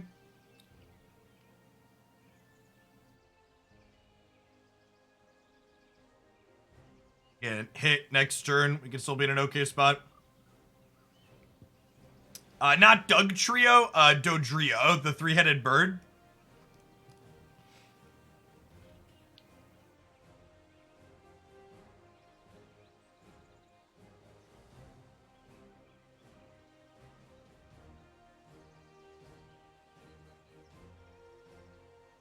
Nah, it's probably just people playing what they like, Matt Wood. Nice on hitting Masters with Blissey. I think Blissey's probably the best character in this patch currently.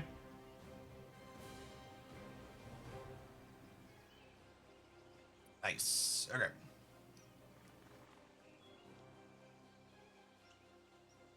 Not a red source, but unlocks the Tarmogoyfs in our hand.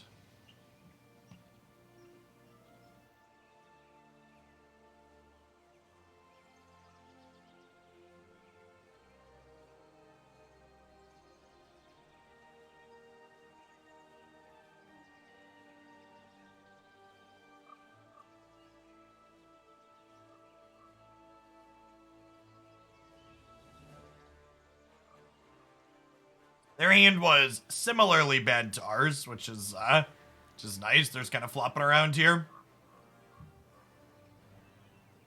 And Blissey Jail.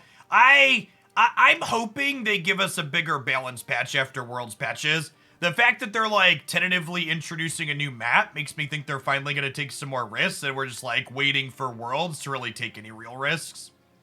Is my hope.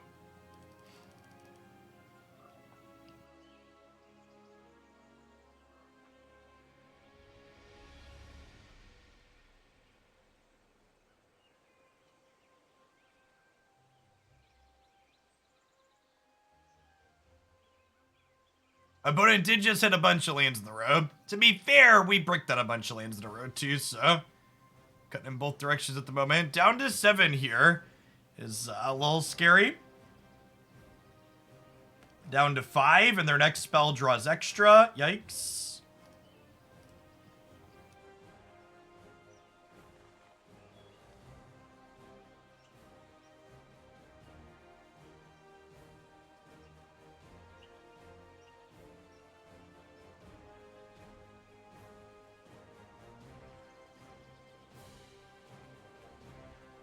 Okay, so if I say you discard a card, shock you. This puts them to 9. And then I get to Assassin's Trophy their Den of the Bugbear. And then Stomp plus attack is lethal. So they're dead. Good chat. Sick game. This deck pivots so hard, chat. Just like super quick. Like, alright, beep beep, you're dead.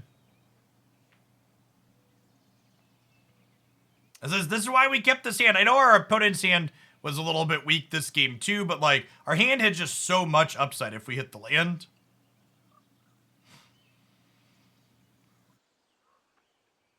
We're getting a Glaceon Top Hat soon, according to the data mines at least. That's nice. I would like to put Top Hats on all of my Pokemon.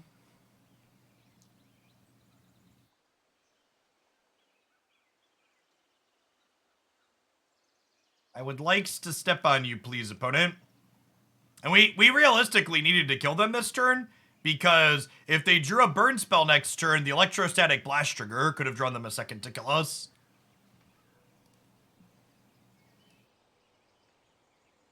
Clean game.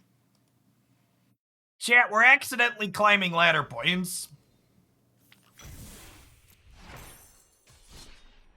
Accidentally climbing ladder points.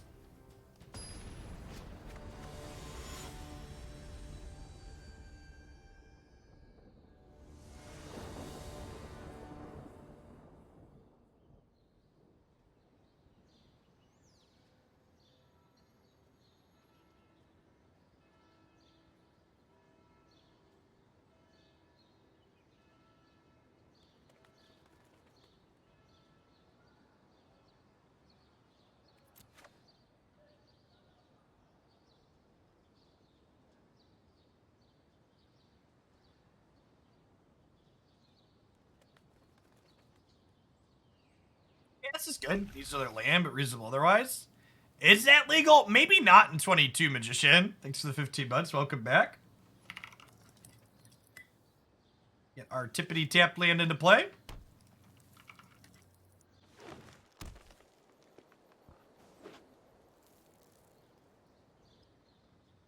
All right, do we Thoughtseize on one or do we Fatal Push on one against Elvish Mystic? I think I might Thoughtseize on one because this Fatal Push could be revolting with this passage.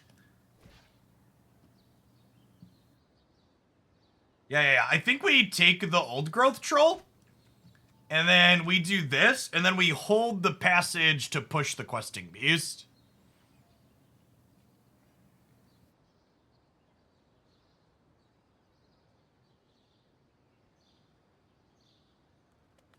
I think the fact that I have easy revolt changes the dynamic on whether or not we want to kill the Mystic. I think if I didn't readily have revolt lined up and this push couldn't kill a 3 or 4 drop, we would probably push the elf on one here.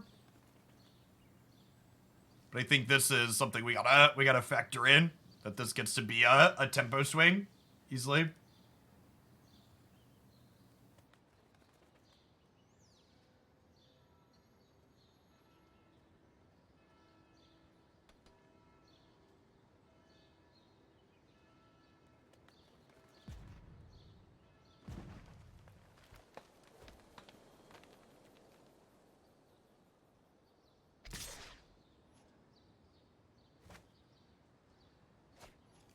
Another tippity tap land.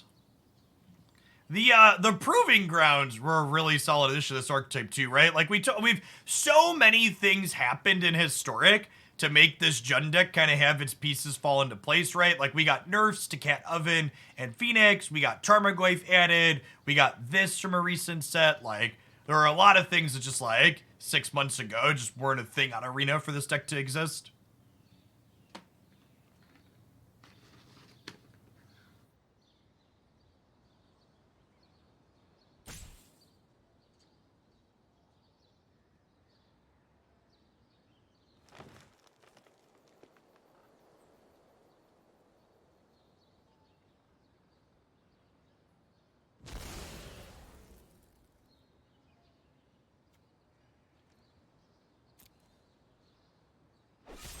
Let them attack first here, just to have like a main deck Ranger's Guile or Snakeskin Veil or whatever.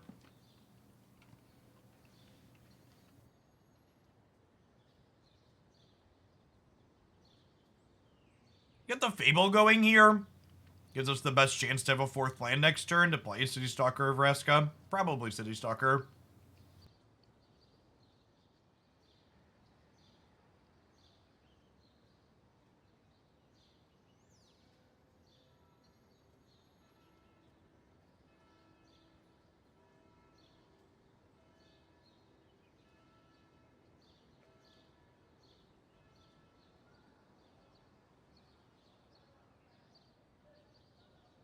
Okay.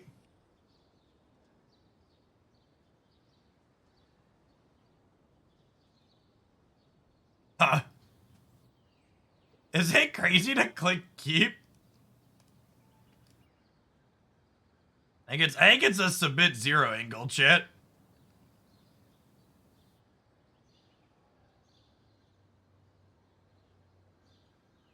That's close. I think you could maybe justify pitching the tracker, maybe. Yeah, I think I like click keep.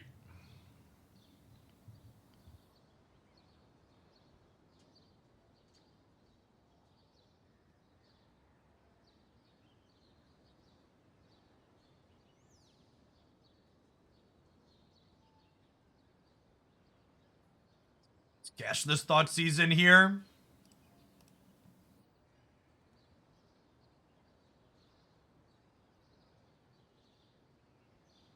Do we tracker land drop? Kind of want to just make a Goyf here. And I think I'm gonna chill on the land for next turn.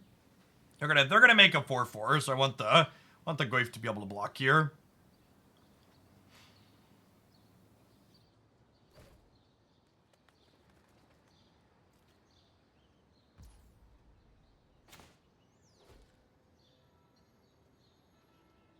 the pack leader here.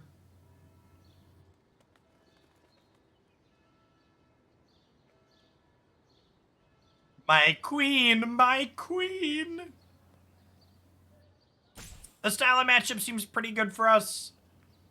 They're aggressive, but they don't have reach, and they care about our Tarmogoyfs having a sizable stat line.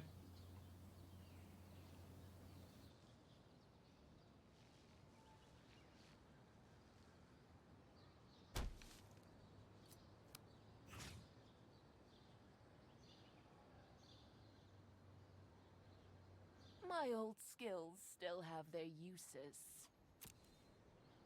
Our opponents had a lot of tanks at times where they haven't needed to do anything, so they must just be doing something else at the same time. Yeah, the opponent looks to be playing mono green.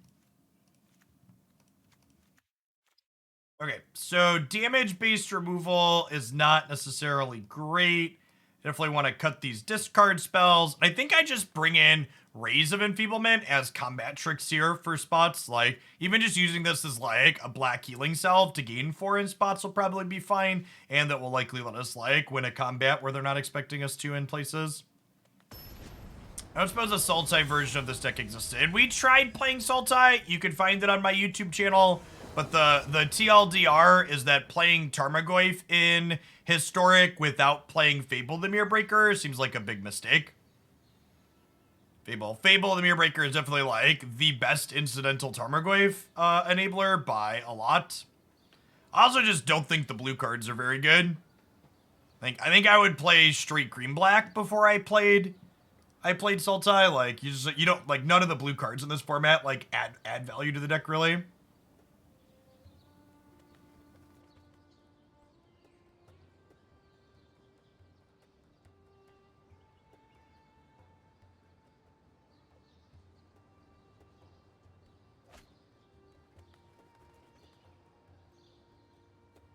They can't keep a hand like that. This hand's not great, but it's going to be a keepable 6.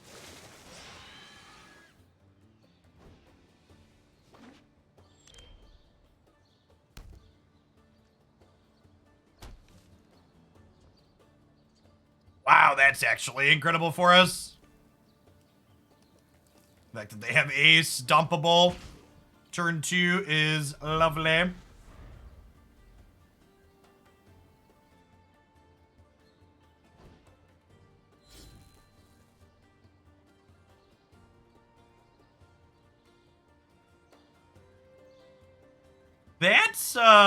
That's pretty scary, actually.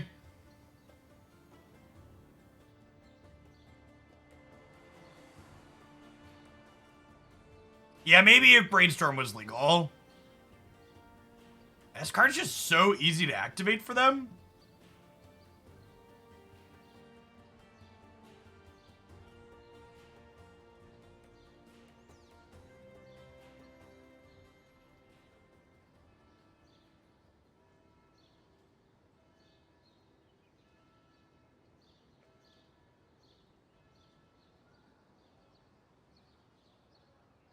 Yeah, feeling kind of dead shit.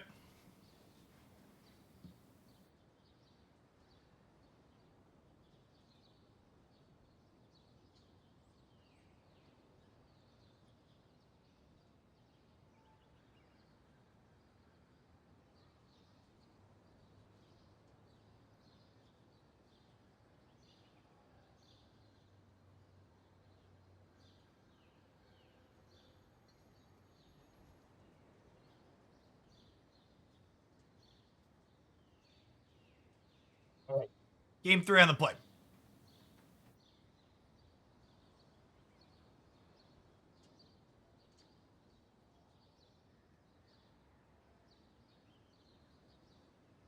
We're, in fact, in danger.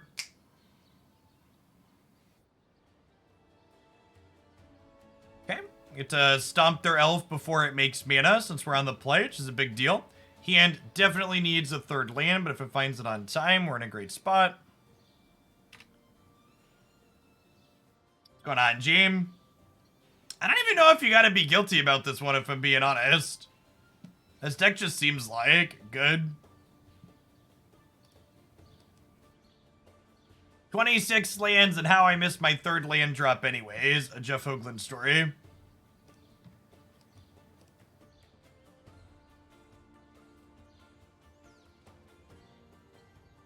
This is where the magic happens, champ.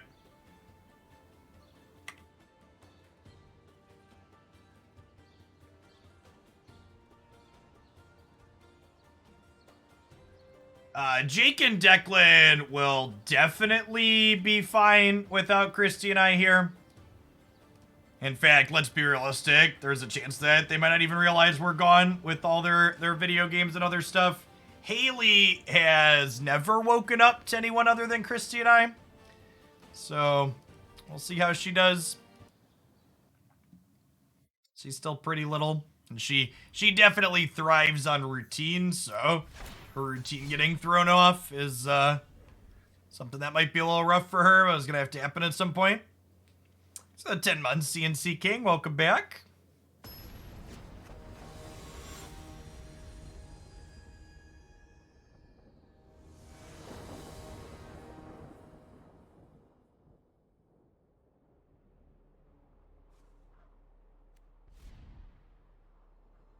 So, Declan and I have been working on a trust but verify for his mobile game constant downloading plans.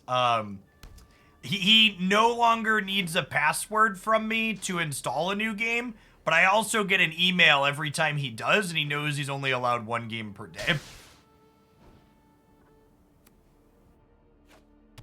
So, occasionally I will get I installed 2, but I didn't mean to for one of them. I misclicked and didn't play it, I swear, Dad. But usually he just installs 1 per day.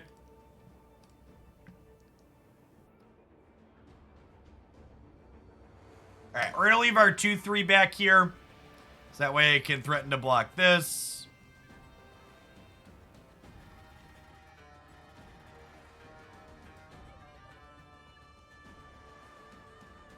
I think we just continue to kill their stuff here. Getting to Thoughtseize Hazoret sounds lovely, although Riveteers Charm notably does answer that. Continue to just kill their stuff.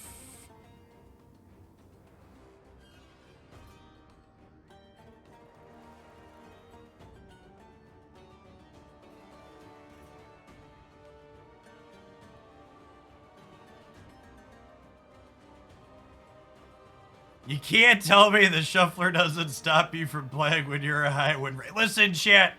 The shuffler's as rigged as the earth is flat. Wake up already, sheeple. The truth is out there.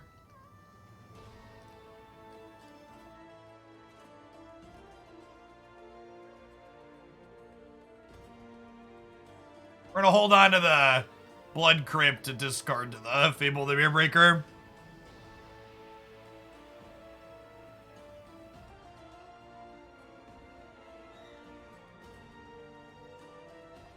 Well, to be fair, son of some, most of the games Declan plays, he probably plays for less than 30 minutes.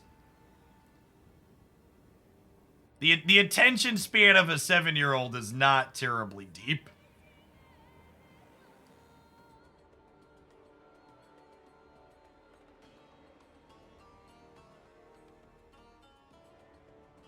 This deck just plays good, honest Magic. And honestly, chat, I think part of the reason why our deck is pretty playable is because of the deck our opponent is playing here. Like, when mono red, good, honest mono red, is competitive in a Magic format, it just enables so many other good things that are worth having in your format be done.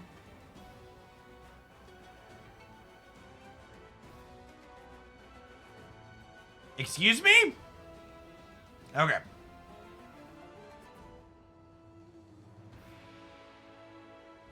Obviously, a little misclick there for our opponent. I've been boarding out Inquisitions in this matchup, but I don't actually know if that's correct. Am I supposed to leave some of them in? Maelstrom Pulse is a little slow. I'll leave the Inquisitions in and see how they feel. Violet Journey, thank you for the 39 months. Welcome back.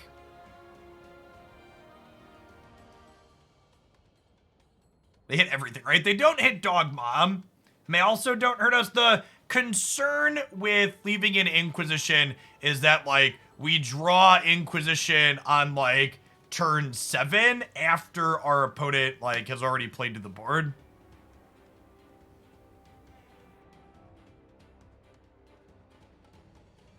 In today's world, what is an acceptable age to leave a child home alone? It depends on the length and where you live, I believe. I believe in Illinois it needs to be 13, but I don't believe that extends to, like, a multi-day trip, nor would I think leaving your 13-year-old home alone for multiple days would be a good choice.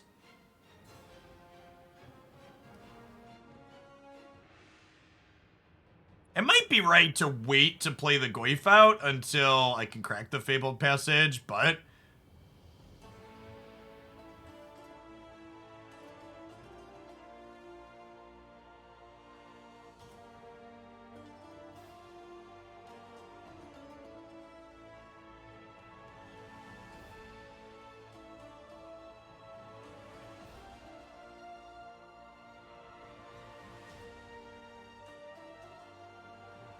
I think it probably also depends on the kid. Like, to call out my children, unless personalities change drastically, the age Jacob will get to stay home alone at is probably very different than the age Declan will get to stay home alone at.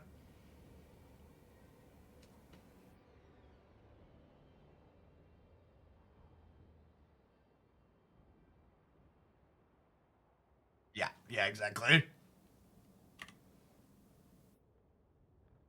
We're a number of years off from either of those decisions at a minimum. Regardless, they're only 7 and 8 at this point.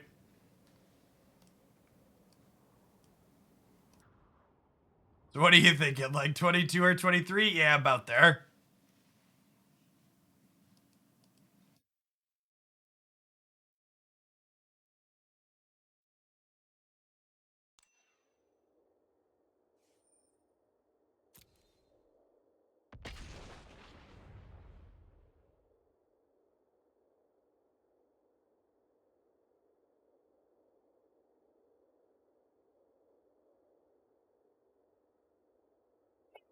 No, if you can feed yourself unhealthy stuff for 8 hours. I think my children could survive a day or two on goldfish and peanut butter cookies and whatever else they need. They know how to make a peanut butter and jelly.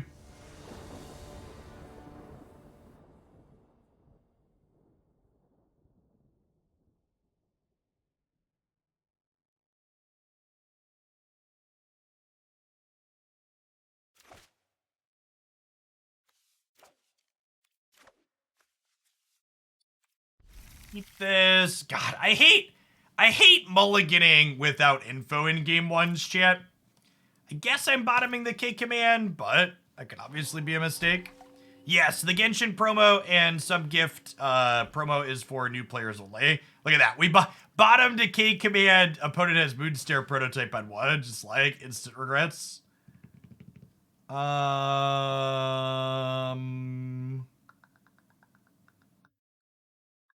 Emery?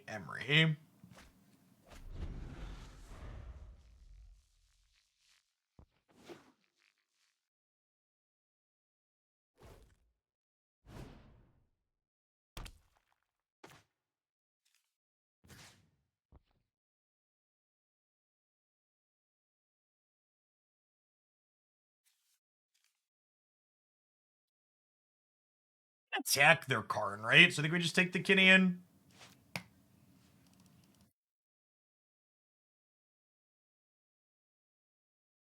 Yeah, my diet in my late teenage years and early 20s when I first lived on my own largely consisted of peanut butter,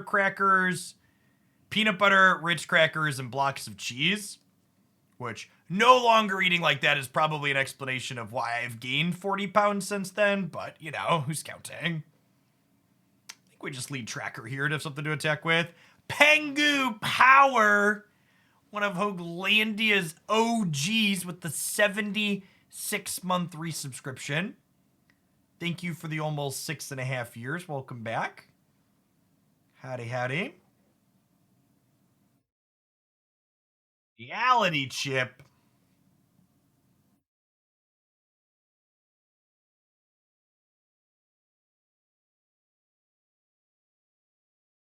Now, back to reality. Oh, there goes gravity. Do do do do do do. Do do do do do do do do do do do do do. I think we shatter the Mind Stone. Do the card. I think we start by attacking, right? Because we need to attack before we use the mana, because if they block, I can sack the clue to kill it, so they're not going to block if I do this first. Then I gotta decide what I want to do here. It might be right to just get the Vraska into play first, honestly. That's probably what I want to do.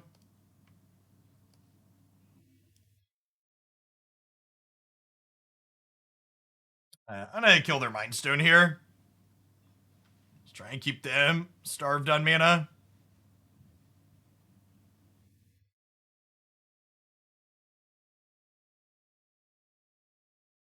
They can plus Karn to kill my clues.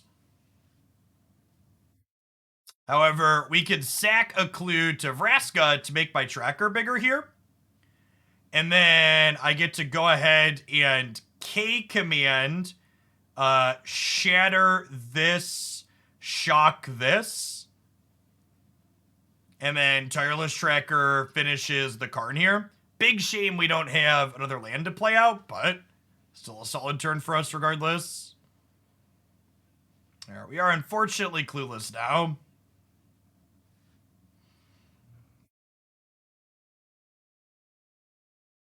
Step on Kinian. Just backing it in. This type of matchup seems pretty good for us. We've got pressure plus disruption plus a bunch of shatter effects in our 75. They are ultimately a graveyard combo deck, right? Is that accurate? Do I want these hearses?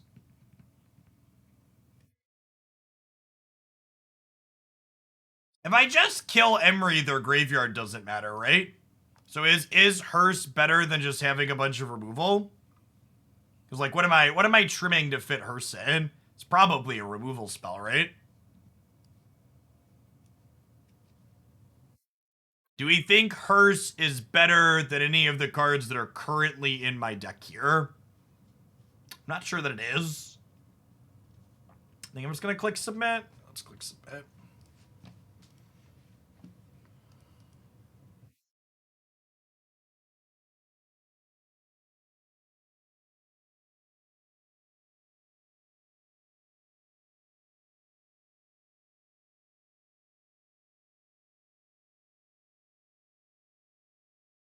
Noxious Grasp is not tag Emery. Emery is mono blue.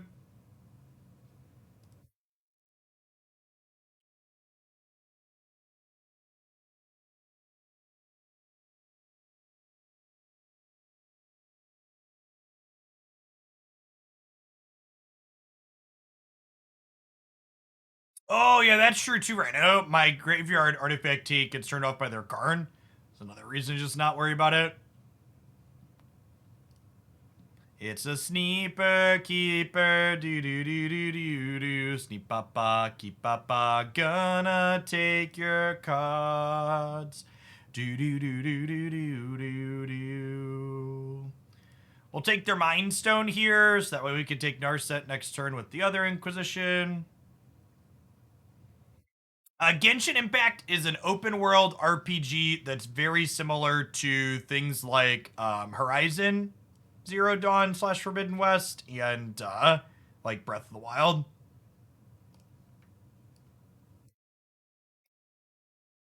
It's often described as anime Breath of the Wild. If you're into that style of game and you'd like to check it out, also supporting my content, do it on mobile to start. Easy way to support here. And if you like the game and want to play more past the AR 6/8 for the promo, you can also link your account so that it's fully cross-platform, so you can play on PC or PlayStation as well as mobile.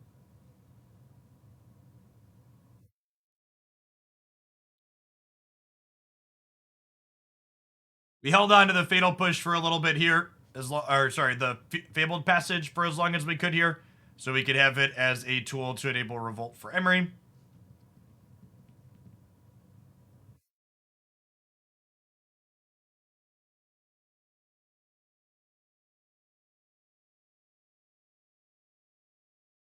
I don't think holding up a non-revolted push does anything here, so we'll draw this. Yeah, Breath of the Wild holds the record for game I played the longest without actually finishing, because the weapon durability stuff just got too frustrating for me. I'm gonna cycle here, because we could hit a Thoughtseize. This Twitch stream is pre-recorded in front of a live audience. Thanks everybody for hanging out here today.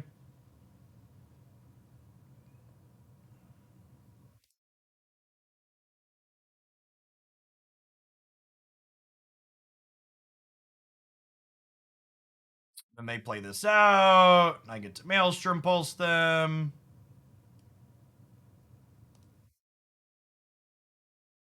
If they hit an untapped land here, they could loop the hands, which would be good for them. I think both of us getting fresh 7s favors my opponent.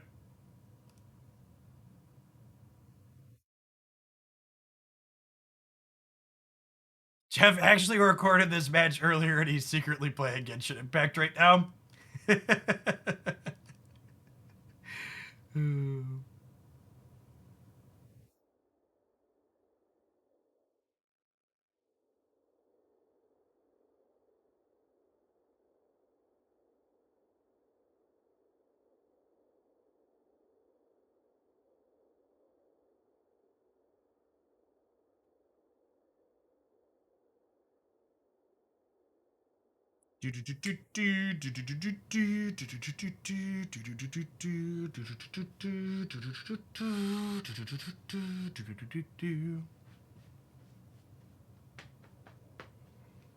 Magic Arena created the sounds of silence. There's no audio here. It's so quiet.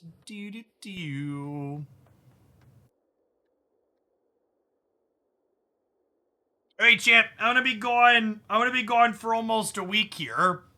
Will Arena have functional audio when I get back from my week-long trip, or will it still be broken? What do we think?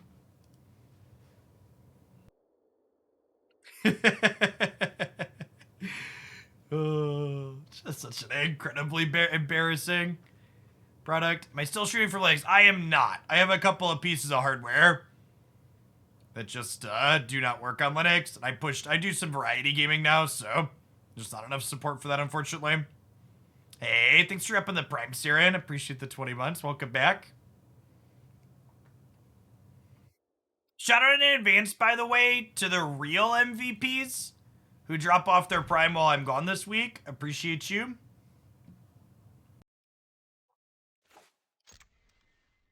It's a good note to the folks. I always have people comment on YouTube they have Prime, but my live schedule doesn't line up with when they can stop by. You can drop by my Twitch channel even when I'm not live and drop off Prime subs if you really love me. Appreciate the folks that do that. And always remember, chat, if you have Prime, Amazon Prime, make sure you Prime sub somewhere on Twitch every month. Jeff Bezos don't need the extra dollars. Is it worth shocking myself to cast a Goyf this turn? I think yes. I think yes.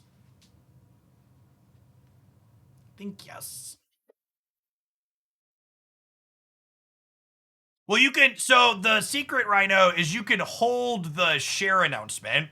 So you can click the resub button, but then don't share that you resubbed while I'm offline. And the next time you drop by when I'm live, you can hit the share. Please play with fire, my Goyf. Shishisha! Alright, chat. Today our opponent has learned a very valuable lesson. Damage doesn't kill creatures, state-based actions kill creatures. That was our first time we got to teach that lesson on Magic Arena, chat. Still feels great. Alright, time for one of Jeff's favorite modern grinder stories. So, I'm playing Tarmogoyf against someone playing Jund, and I have 2 Tarmogoyfs in play that are currently 2/3s, and there's no instance in the graveyard. And my opponent goes, lightning bolt targeting your Tarmogoyf. And I'm like, all right, yeah, that resolves. And I explain the interaction. A judge gets called over. My opponent goes, okay, so your Goyf lives as a 3/4. I was like, yes. And they go, okay, Snapcaster, target lightning bolt the same Tarmogoyf that already had damage marked. And I was like, yes, that is a legal play and resolves. My turn? When you remember, chat, you can lead a horse to water, but you can't make it drink. Just one of those okay moments. Thanks for the 43 months. Welcome back. Just big oof energy.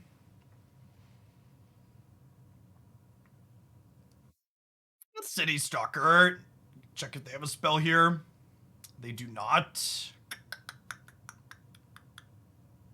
They concede. All right. One of my other, well, I mean, they didn't realize they made a mistake at that point. So, yeah, they kept playing. One of my other favorite grinder stories is from that tournament, because I was playing Temur Tarmogoyf, which was a Blood Moon deck. And against a different Jund player, Jund was very popular in Modern back in the day, chat. Against a different Jund player, we shuffle up for game 3, where I'm on the play with 9 minutes left on the clock. And I slam my turn 3 Blood Moon on the play, and my opponent can no longer play Magic because Blood Moon is a reasonable Magic card with a good design. And my opponent draws their card on their first turn and, like, goes into the tank for, like, 25 seconds. And they go, after they're tanking for, like, 25 seconds, I go, did you draw a basic land? They're like, nope. I was like, all right, my turn. And then every turn for the rest of the game, they drew their card, and I immediately just asked them if they had a basic land and then asked if it was my turn. And they died with like 10 seconds left on the clock. One of those, you are not about to take your time and push this game to a draw. Not the modern grinder story I was expecting. That's true. That's true, chat. Chat, I am a happily married man with 3 children. I don't have any other modern grinder stories like you're thinking of. Pull your heads out of the gutter.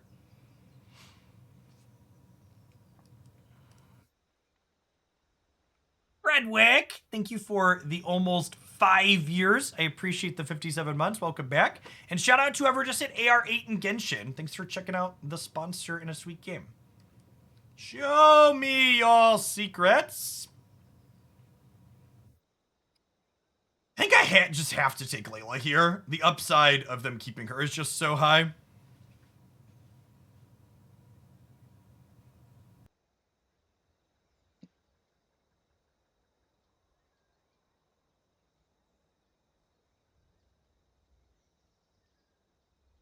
So they can Molten Impact this, but then they're not Molten Impacting something else. They really should have waited to play their land until they saw what they hit with this. Yeah, they wasted their Electrostatic Blast trigger. They could have had one of these lands in play. So, would I rather Tracker get strangled or my Fable of the Mirror Breaker token get strangled? I think that's close. I think I'd rather this get strangled. It's close though. For people that are new to the channel, like Dystaxia there, that weren't expecting that when I said modern grinder story, in a former life, before I streamed full-time here on Twitch, I played a lot of competitive Magic the Gathering. I traveled to play on the Star City game circuit. I qualified for 2 of their 3 Players Championships that they had back in the day.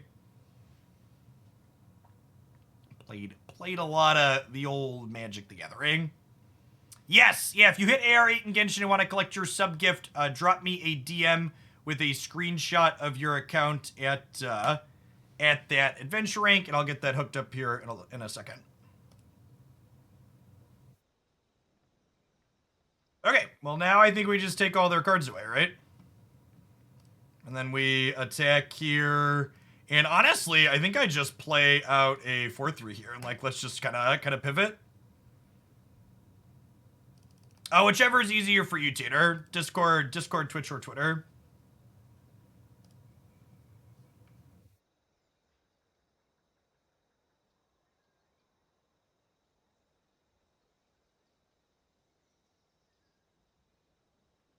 And then Vraska gets to start eating treasure tokens and gaining life.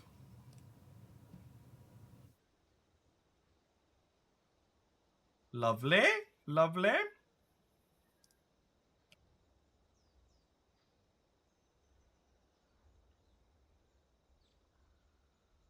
Layla's a pretty good pickup.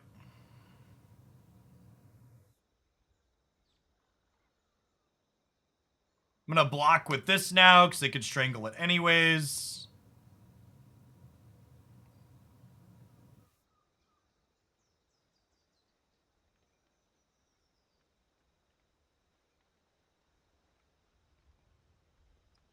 So I think I want Vraska to continue gaining me life here.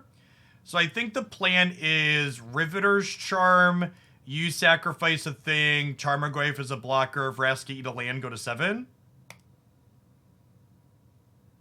You're playing another deck after this one. No, I think we're just gonna do a long set with this and call it a day. For Magic. Or I'll play some Genshin for a little bit before we bounce out.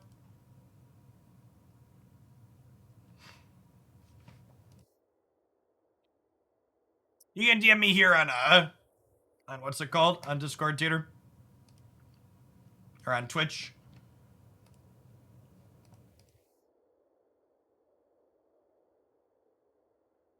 You'll have to just drop it on somewhere like Imgur. Are you about to be a 2-digit gamer? Maybe. Maybe. We're like 7-1 this morning.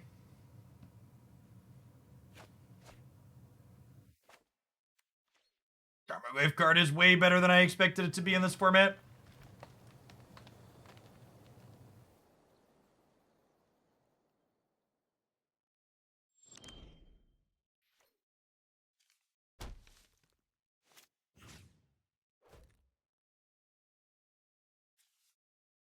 Bond of Flourishing Arboreal Grazer. Oh, are they playing the Bolas' Citadel deck?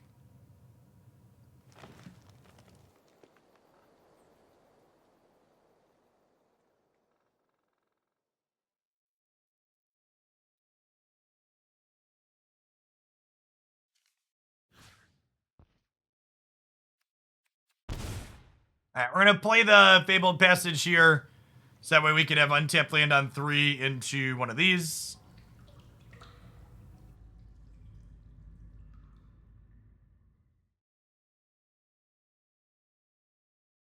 We'll grab, it doesn't really matter what we get here.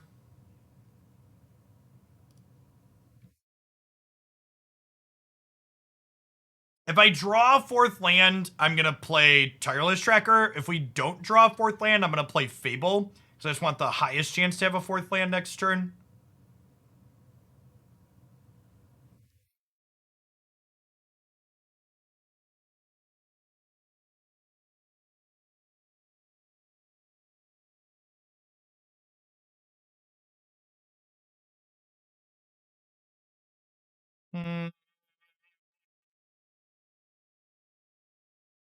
I might be right to keep the Fatal Push. Alright, we drew another Fatal Push. Is great.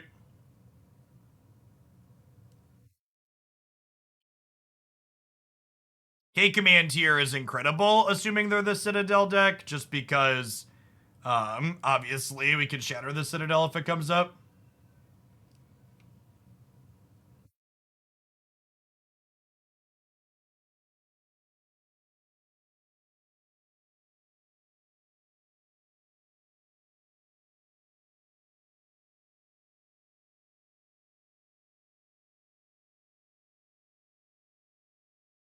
They just drew 2 cards to give me some things to Thoughtseize here, hopefully. Our opponent has no thoughts to seize, chat. Just a big old empty noggin.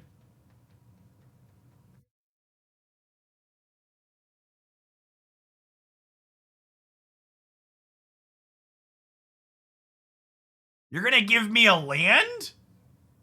Thank you, opponent. You shouldn't have.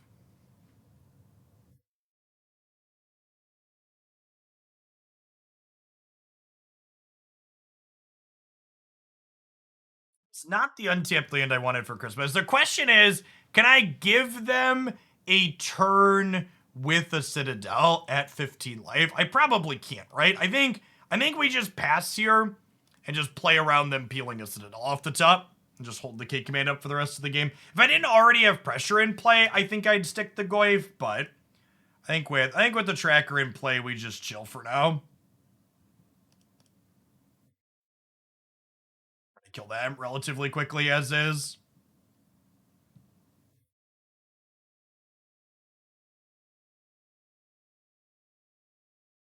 I think spot removal is more likely than a sweeper out of their deck, so I'm gonna go ahead and drop the Goyf here.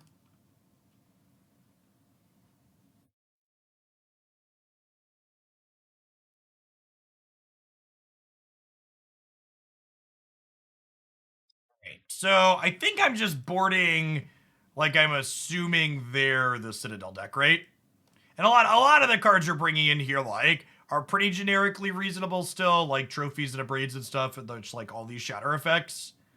Vraska's probably a little slow, and it doesn't seem like they have anything too important that's cheap that she kills, so we'll cut her.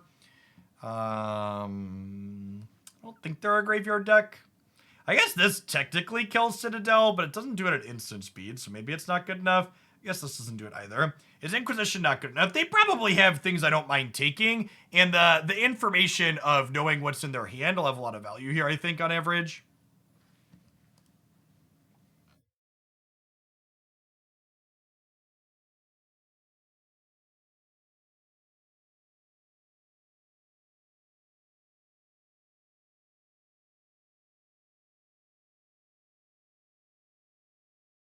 You can play lands in Historic, it's called Basin. That's kind of true, isn't it?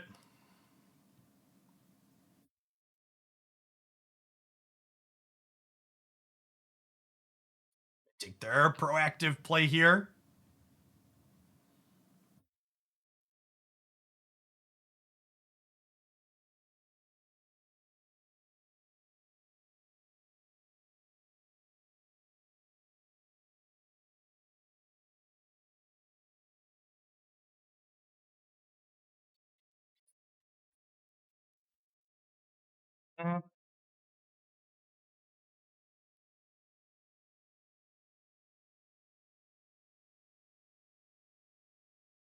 Their dojo contains fear. It does not, chat. Our opponent is a brave warrior capable of blocking. Respect.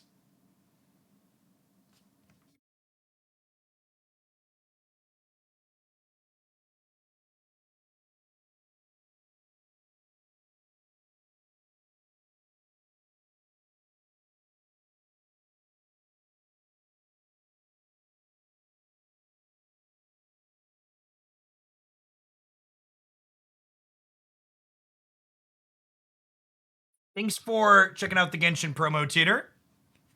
Enjoy your sub-gifteroonie. Definitely ditching these lands.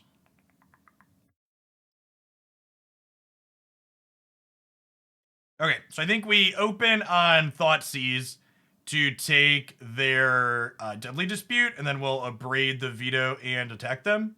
They could also Deadly Dispute in response, potentially.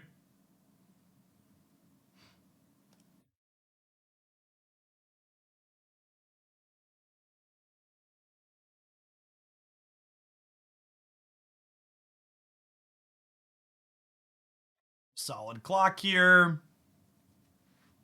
If they are on Citadel, just pressuring their life total here goes a long way. I'm going to wait on cracking the Fabled Passage because it enables Revolt.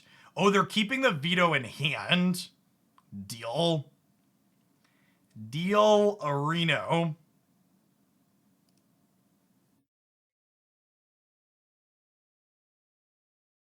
Oh, and they're not treating with our 2/2. Also good for us.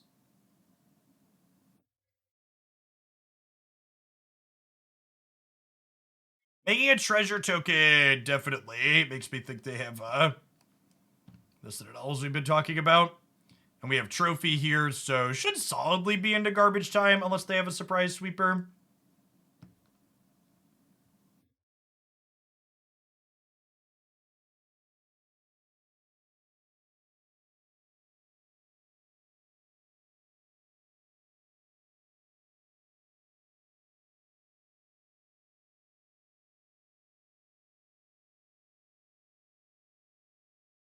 Hey, what's going on, 17? Appreciate the almost 3 years. Welcome back. Has been a while.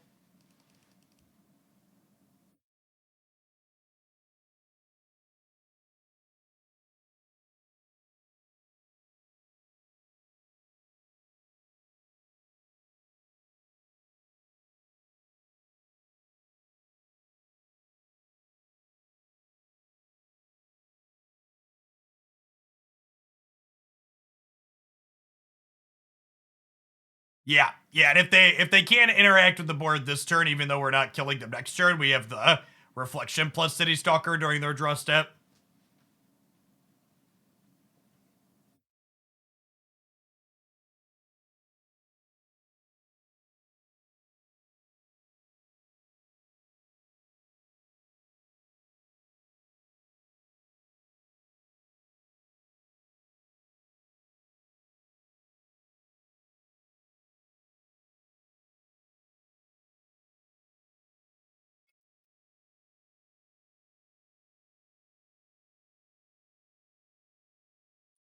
About settle the wreckage or anything like that. Did I miss lethal?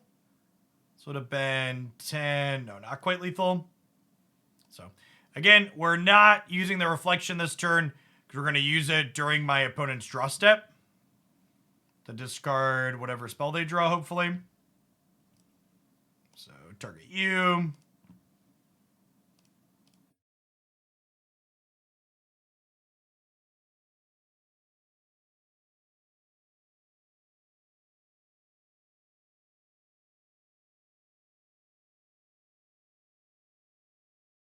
No. Opponent. Do.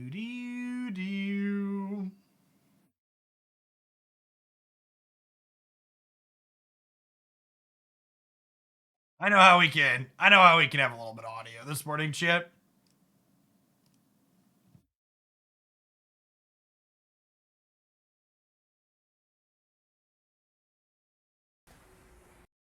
Down here, salt is a way of life. Obviously, the environment down here is all salt. The ceiling's salt, the floor is salt, the walls are salt, and to an extent, the air is salt. And you breathe that in, and you can constantly taste the salt.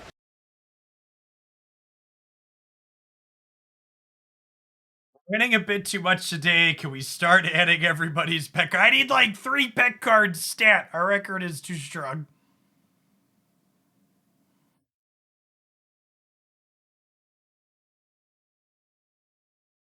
Oh, we're not double digits yet, chat. We only gained 10 ranks from that win.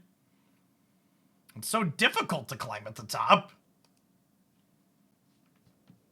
We must try harder, chat. Win more.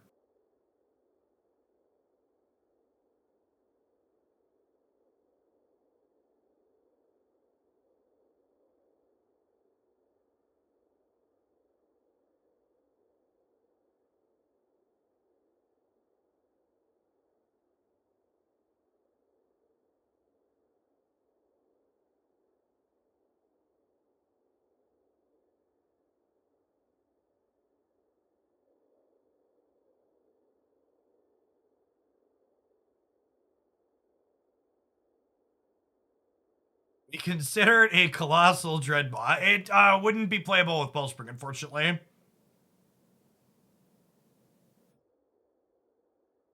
Having a companion cuts out a lot of people's pet cards. Heyo, thanks to whoever else just hit AR8 in Genshin. Appreciate you.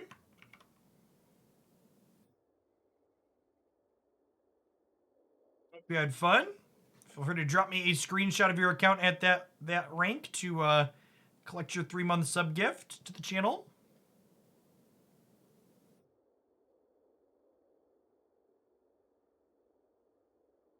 And remember, if you're going to keep on doing Genshin stuff after you want to play on more than just mobile, you can link your accounts up and play everywhere.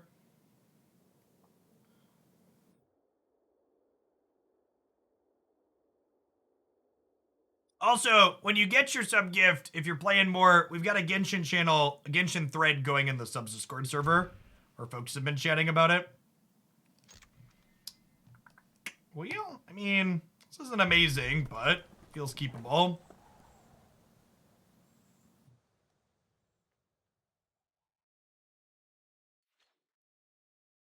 They interest you in some Legion Warboss. There's a pet card that's playable.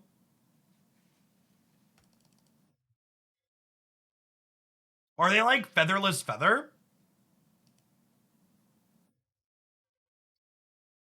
Lockjaw beats Juggernaut. Yeah, because the card put out from Lockjaw technically wasn't played. If Juggernaut flips first, it should push it out, but if your other card flips first, you should be fine. Let's take a peekaboo at their hand here and see what they've got.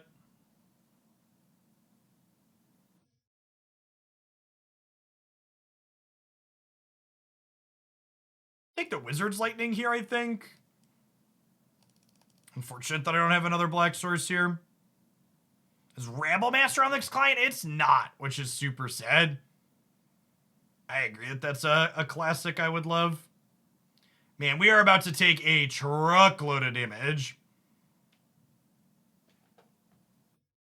Yeah, red, white prowess, featherless feather. That's what I said. All right, so we know deterministically that they can't cast anything.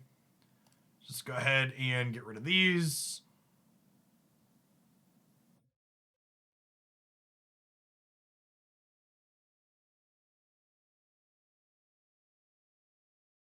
Ow!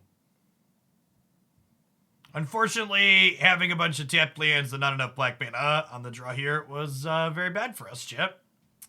Turns out.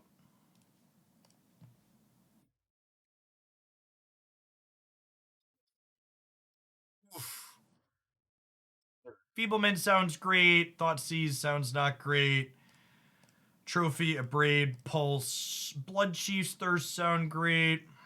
Kick Command's probably slow. We know we don't have to worry about Ember Cleave out of them, which is nice.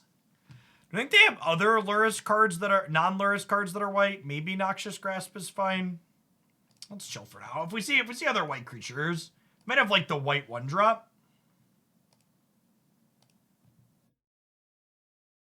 Gets 2/2 with Magecraft. Yeah, or Hoplite, perhaps. Well, we'll know if we have to worry about Cleave, right? Because the Lurrus would disappear.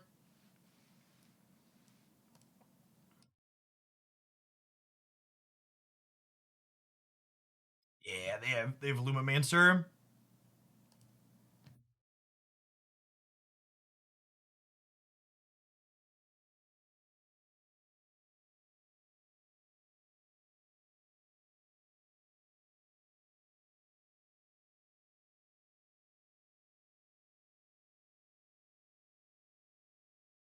Kavu, the one that would only be a 3/3? Yeah, I don't think that's good enough.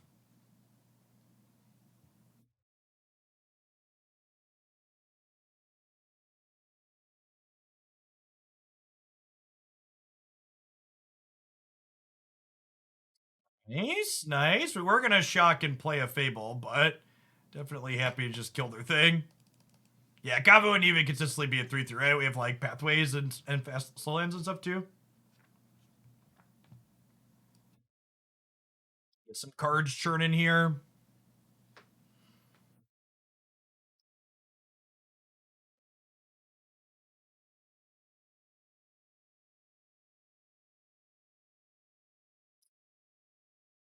This is a decline angle.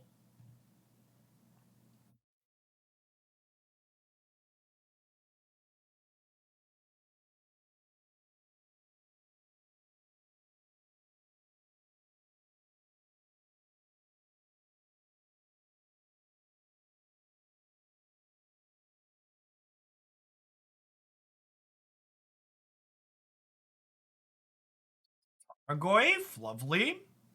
So we'll attack for 5 here, and then we'll go Goyf Bonecrusher and just get ready to pivot. Pivot.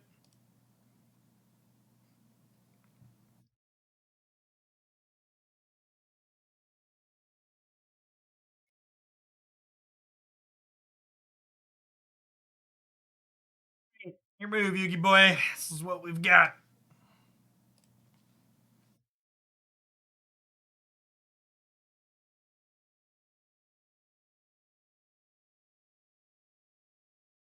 All right, game 3. I think with the Lumamancers, the Noxious Grasp sounds reasonable.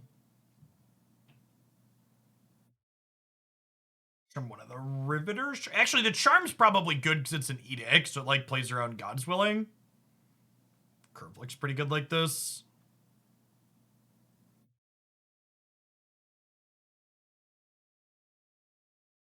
Yeah, exactly, Beef. Just hit the ground running.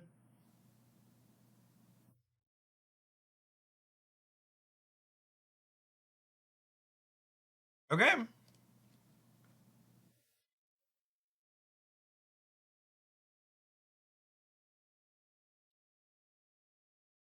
Show me your secrets.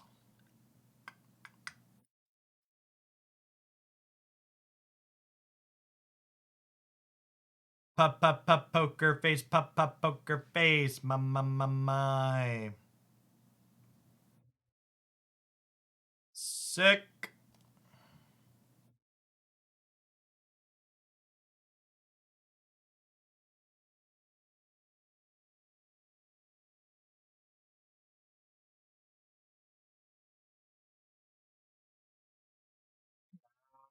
Draw your Luris. You know you want to.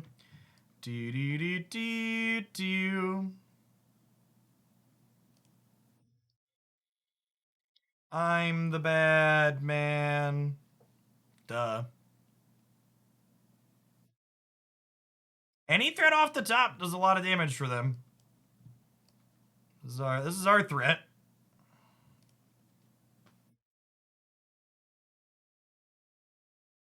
Yeah, traditionally speaking, this is the type of matchup that decks like ours tend to excel in. Just being a bunch of Doomblades tends to be good here. Like, they even killed our creature here, right? But, like, we get to draw a bunch of cards now. Yeah, their draw was not bad. They didn't have a 1-drop, so it, like, wasn't 100% ideal, but, like, it was not terrible by any means. Not holding up Riveteers Charm is going to punish us here a little bit. They get to crack us for 6 here.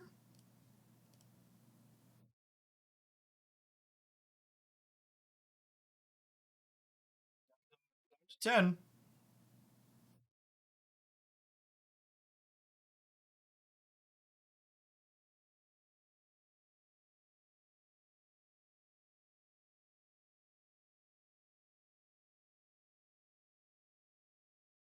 Or is this secretly a 7-mana spells against decks like ours? Maybe. I don't know that you can necessarily afford to wait that long. I'll shock this in to hold up Fatal Push, I think. Could be wrong, but feels right.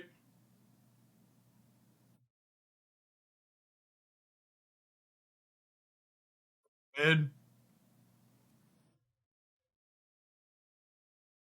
Killing it in response to the anger denies them the card draw from it, which is why we sequenced in that way. Could maybe get greedy and like get one of these out of them too, but I think that's just like not necessary.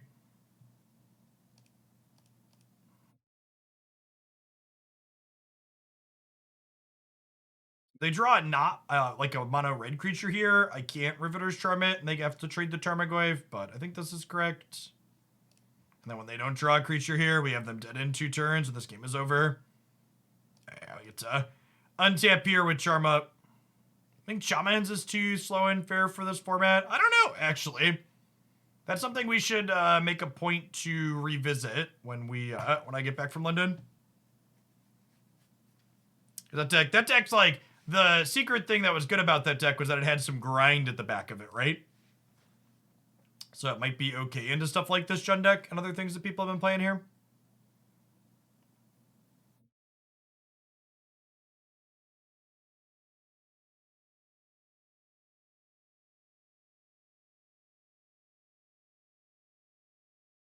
All right, chat. Look at that.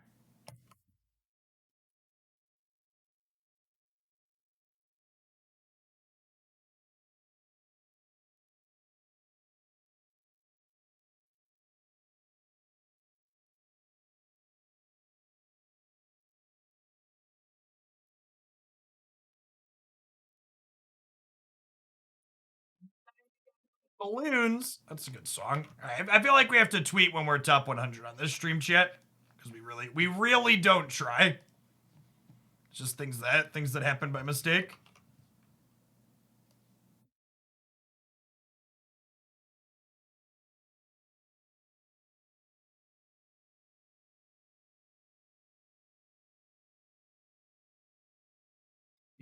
Feels like home.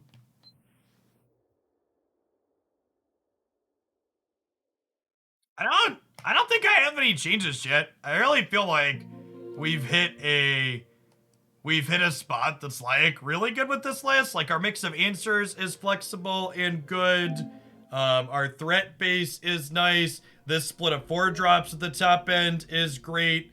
Vraska is really a card that's been impressive to me in and out through all of these games. Just like real powerhouse. So, yeah.